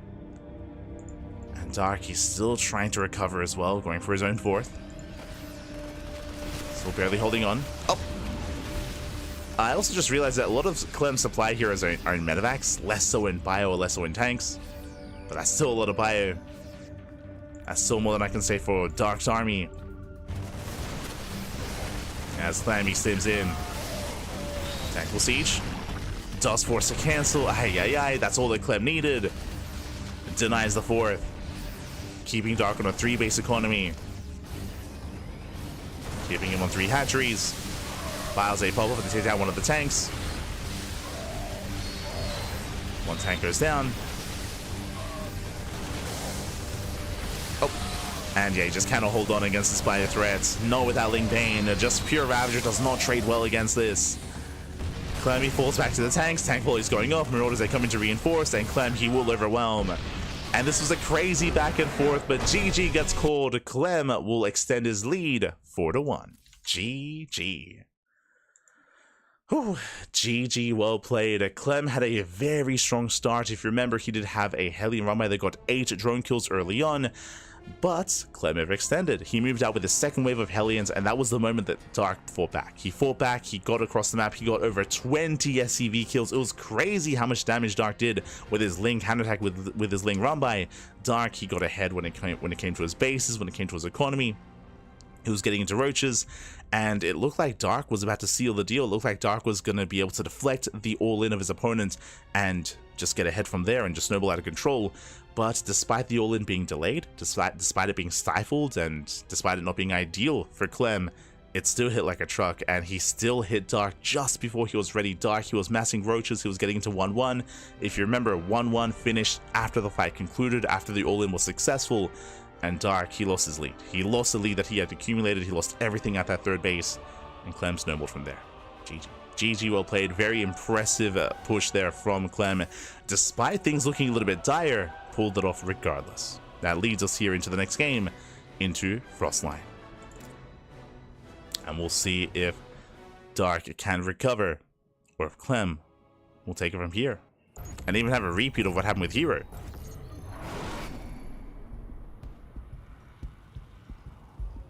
We go spawning in the top right hand corner of Frostline. We have the French Terran player, the blue Terran, representing Team Liquid, and 1 game away from taking the entire series and claiming this show match. It is Clem. He's having fun. Going for the proxy. Let's go. And spawning in the bottom right hand corner, we have the South Korean Zerg player, the Red Zerg. Down heavily in the series. We'll see if he can recover. We'll see if he can bounce back. It is Dark. As the SCVs have arrived, and it is going to be a Proxy 2-rack. So Proxy 2-rack's bunker rush here by Clem. Now, as a reminder, this is not all in. This is not all in. This is designed to give Clem a lead, and you can transition out of this after dealing damage on the low ground. Now, this can end the game, don't get me wrong, this can end the game, otherwise it could cripple Dark and can allow Clem to recover and get into his natural and get into a longer game state. We'll see how Dark responds to this. As the Overlord is moving out, and you can see Dark, he is checking for a proxy, and based on the rally, it looks like Dark will scout the Raxes. Oh no, okay. He adjusts the rally. No, he adjusts the rally. The rally is going to be closer here to the natural, which means Dark, he will not see the Raxes. He might see the SCVs, but he does re-rally the Overlord. And Dark, he will not see the proxy. He will not see it. He will not know what's going on. He now does pivot back. Now, this is a brutal moment. Now, this is not game. Dark, he will keep the Overlord outside of the ramp or outside of the natural, so he will see the all-in or the proxy coming. He will see the SCVs and the Marines, but it's going to be a later scout and a later response. That's the problem here. As now the SCVs are moving in, and Dark, he will see this. He will see this. He will confirm that we go. Bunkers are being thrown down. Dark, how does he respond to this? It's too late to pull the boys. Yeah, too late to pull the boys. He abandons the low ground. We respond with a gas geyser, with a factory, sorry, with a roach warren. We're getting into one base roach, and this natural is going to be forfeit. Now, Dark, he will be able to break out, and he may go for a Nidus across the map or with a Ravager Ling Flood. We'll see how he responds. As I believe Dark should not be able to save this expansion. We'll see. Bunkers are done. They're all within range. Oh, he wants the queen. The queen is going to get caught out. Oh, can we save it? Okay, we can. Whew. The queen is going to be saved. Dark, he gets away. As Hatchery will take some hits. Again, Clem is going to be reinforcing, just bolstering this position. And Dark is getting to Ling speed. He's building up his roaches. Getting to Ling Ravager. Hatchery goes down, and here comes the transition. So Clem, he's got the factory on the way. He should follow this up with a CC to eventually expand and take the low ground. Dark, his response here may just be to go for a one base all in himself. And Clem, he abandons it. He abandons the location. Clem, he got what he wanted. Remember, all he wanted was the expansion. Just kill the hatchery, back off, and macro. So Clem, he races back home. He will soon be able to float back home as well. He can salvage the bunkers. Yep, there we go. Gets the salvage off. And Clem can now transition into that next step. And that's why the question becomes, does Dark expand or does he all in? As Dark, he will break out. There's that command center on the way. Again, as you mentioned, like Proxy 2-Rex is not all in. And Dark, he reinforces with things. He's not expanding. Up, now he is. Drone gets sent out. Dark is link flooding. And we'll see what Dark can get done. We'll see if Dark can break down that front door and get into the main. Bunkers are on the way, further back.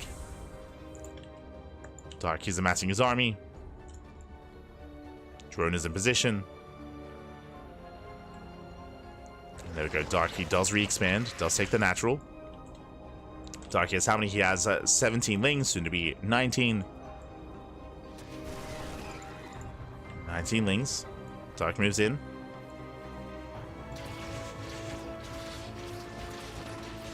Does move in, files down those depots. Gets one. Oh, gets. Oh, he almost got the cyclone. Takes down both depots. Supply blocks Clem. Nice start. Very nice start. And he's flooding in. He's flooding into the main base. Can Clem survive this? The boys are being pulled to reinforce, to repair. Files, they will connect. Oof. Bunker taking a lot of hits. Boys are being pulled. How many SCV kills? Oh, as Files, they get a couple of SCVs so far. 8 SCVs going to be going down. Bunker will fall. And Clem, he will hold on, but not without losing 12 workers. And 12 SCV kills. Aye, aye, aye. Now, as the dust settles, Clem still has mules. Oh. He still has mules. He's down 3 workers. The economy here is comparable between the two. Bearing in mind that Clem does have a second natural base. He does have that second CC. And he breaks out. So Clem, he survives, he holds, he breaks out. Behind this Dark, he has not been droning. He has not been droning. He's making more roaches. And Dark, does he intend to drone? Not yet. Yeah, just more roaches. Just more roaches. Dark, he's committing to the all-in. Using the space just for larva.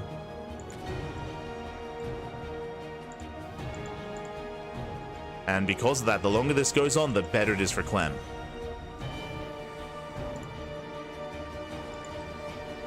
This Clem, he will soon... Yep, there we go. He's taking his natural. Ravagers are building up.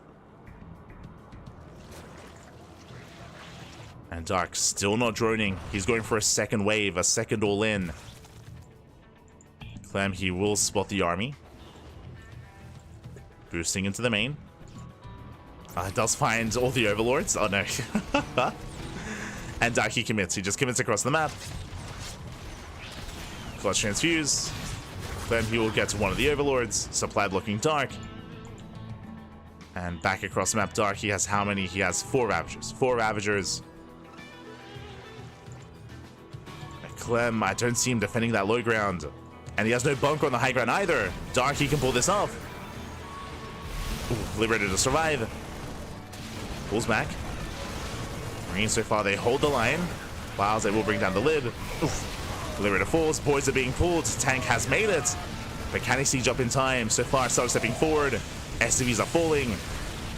Again, we need those Cyclones to defend. The Cyclones are nowhere to be found. 11 SCV kills. And Dark, he may have just done it. Up. Oh my god. Wiles don't connect. More Marines trickling in. Cyclones, they have arrived. Yeah, now with the Cyclones, he holds. Clem, he holds on. It would have been a cleaner hold if the Cyclones were here to begin with. Them being across the map did make this difficult. But now with the power of the Cyclone, these Ravagers, they mean nothing. And Clem, he maintains his economy. He maintains the low ground. He can mule. He can drone. He has stim. So Clem survives now. Dark is forced to drone up. This is late droning. Late droning out of Dark. And even then, he only makes 2. So it doesn't really drone up. He's still making roaches. It's time for wave 3. It's time for round 3. Getting a 3rd expansion. Once again, just for larvae. He's transferring drones over. If at first you don't succeed, try, and just keep on trying. Just smash your face against the wall, and eventually something's gonna break. It's true. Something will break. Someone will break.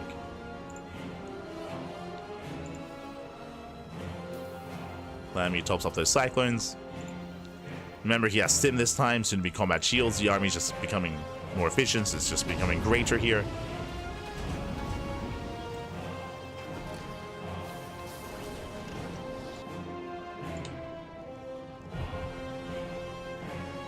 Legit though, Clem is dead there. Have faith in the Cyclones. What do you mean? Like, Cyclones popped up. I mean, again, it was a more difficult defense just because the Cyclones were across the map. Speaking of, once again, Clem, he moves out. As he moves out, Dark is moving in. Once again, Clem, he's not making it easy for himself. He gets across the map, which means he has that much less to defend. Dark, he moves in, and he will take over the low ground. Yeah, Biles on the tank will fall. Clem getting caught with his pants down. He needed his army back at home.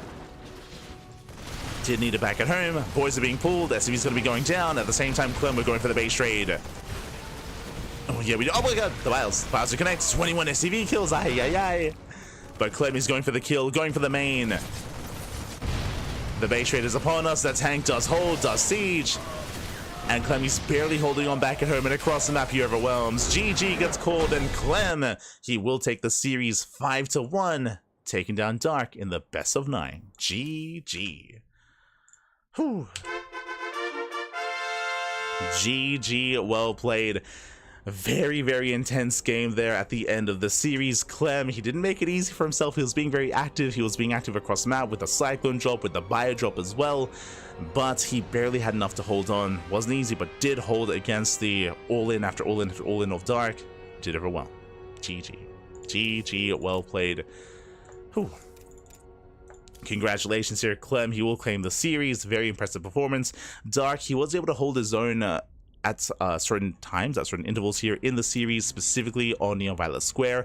And again, I would have been favoring Dark on a map like Frostline and on a map like King's Cove as well, on these larger maps where Dark has more breathing room, where he has more freedom.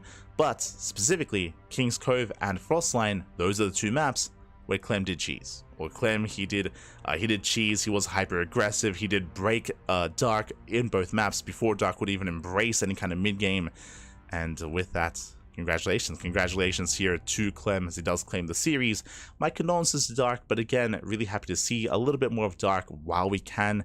Again, Dark is going to the military soon. He's going this month. He's going in April, so we're going to be able to feature him a couple more times before then, though. Again, he was invited to this show match. He was also invited to the Chicken King Cup later on this evening as well. GG, well played. So congratulations here to Clem. Very strong showing. Again, Clem, he is the best player in the world, so he was favored in this series. But again, Dark, he was able to hold his own. And with that, congratulations. That is going to wrap up our broadcast here. Is going to wrap up our broadcast for the time being, for the morning, as we do have our weekly schedule that we're catching up with.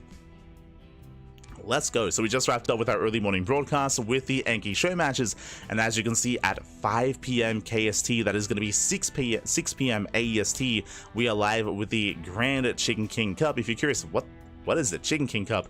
I believe it is like a saying in Chinese. That's why we had the Chicken King show match before WTL between Crank and Mana, F91 and Xiaoxe. But this is an invitational. This is an 8-player invitational. We're going to be featuring players like Dark, like ByuN, Gumiho, Percival, ryung, Creator, Lemon, and Zan.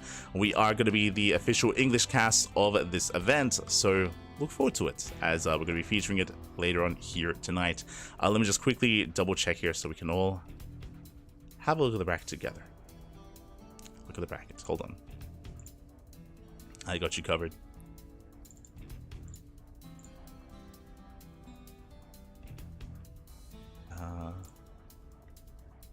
Bam, there we go. So this is going to be the Chicken King Cup number 7.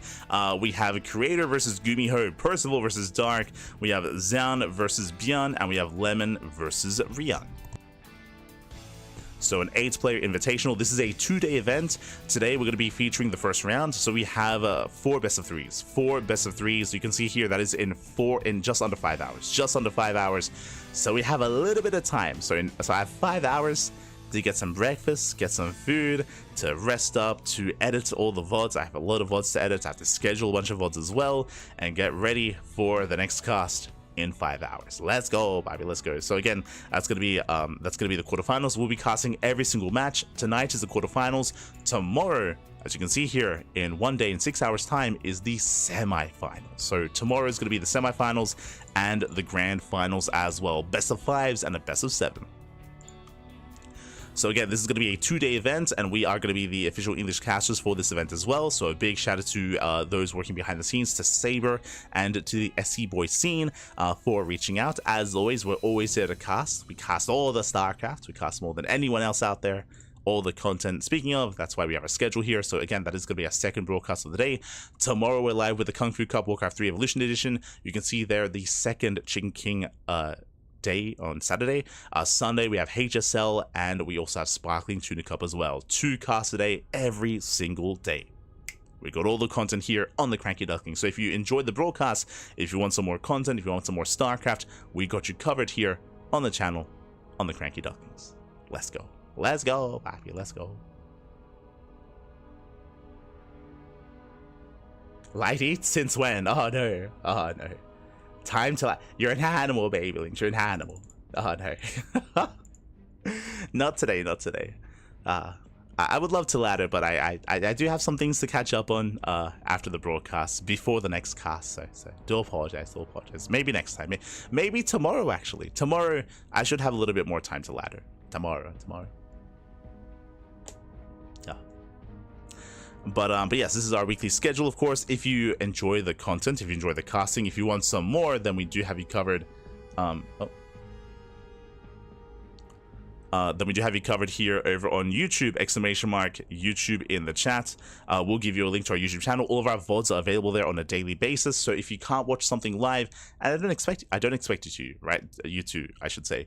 Just because we cast so often here and it's difficult to keep up. Like, there's just so much StarCraft happening on a daily basis. Fun fact, we cast twice a day. we're turning down casts of it, like casts to like tournaments to cast. Like there's even more going on that we're being offered to cast, and we just can't. It's too much. Right? It's just too much. We can't cover everything. So I do apologize. Definitely, I do apologize. That's also why we catch up with replays and stuff like that. Just because there's just so much content going on. So if you see something that you like, if you can't watch it live, YouTube is the place to be. YouTube is the place to be, so do check it out on YouTube. Do check us out on YouTube, as there's plenty of content there. You can also follow us on Twitter, Facebook, Instagram as well. We do upload, or we do post whenever we go live, so there's plenty of content out there. We also stream on TikTok, we stream on Facebook, we stream on Kick, so on all platforms we are live. Just see in the chat, what game mode is this? I mean, it's a bit of a later explanation, but the game mode that we were featuring earlier was StarCraft Evolution, a melding of Brood War and SC2. Meanwhile, tomorrow we're going to be casting Warcraft 3 Evolution. That is a melding, that is a merging of Warcraft 3, Brood War, and SC2. Even more chaos, even more craziness. If you haven't seen Warcraft 3 Evolution, it's a lot of fun. Mate, seeing a Mountain King jump in, thunderclap, and just clap like 50 lings is crazy. Like, Warcraft 3 Evolution is out of this world. I would say it does feel a little bit less balanced. It's very chaotic, and it's just very entertaining. Very entertaining. Obviously, Warcraft 3 is more hero based, so seeing these hero units up against like StarCraft 2 armies is insane. So if you haven't seen it before, I do recommend it. We're going to be featuring it tomorrow. That's going to be on Saturday morning. Do recommend. Otherwise, thank you so much. Thanks so much for tuning in. Hope you enjoyed the broadcast, and we'll see you later on this evening in 5 hours with some more StarCraft content, or throughout the weekend for some more casts as well. So thank you so much. Meanwhile, we are going to be raiding another StarCraft 2 channel. We'll find someone to send everyone over to who is live at the moment. Who is live? I do see Enki. I think never mind. Enki just wrapped up. Never mind. Enki did just wrap up. Who else is streaming at the moment? We'll find someone. We'll find someone to raid. We'll find someone to send everyone over to. Otherwise, thank you so much for watching, and we'll see you guys next time for some more StarCraft casting here on the CranKy Ducklings. See you next time. Ciao, bye, ciao. See you next time.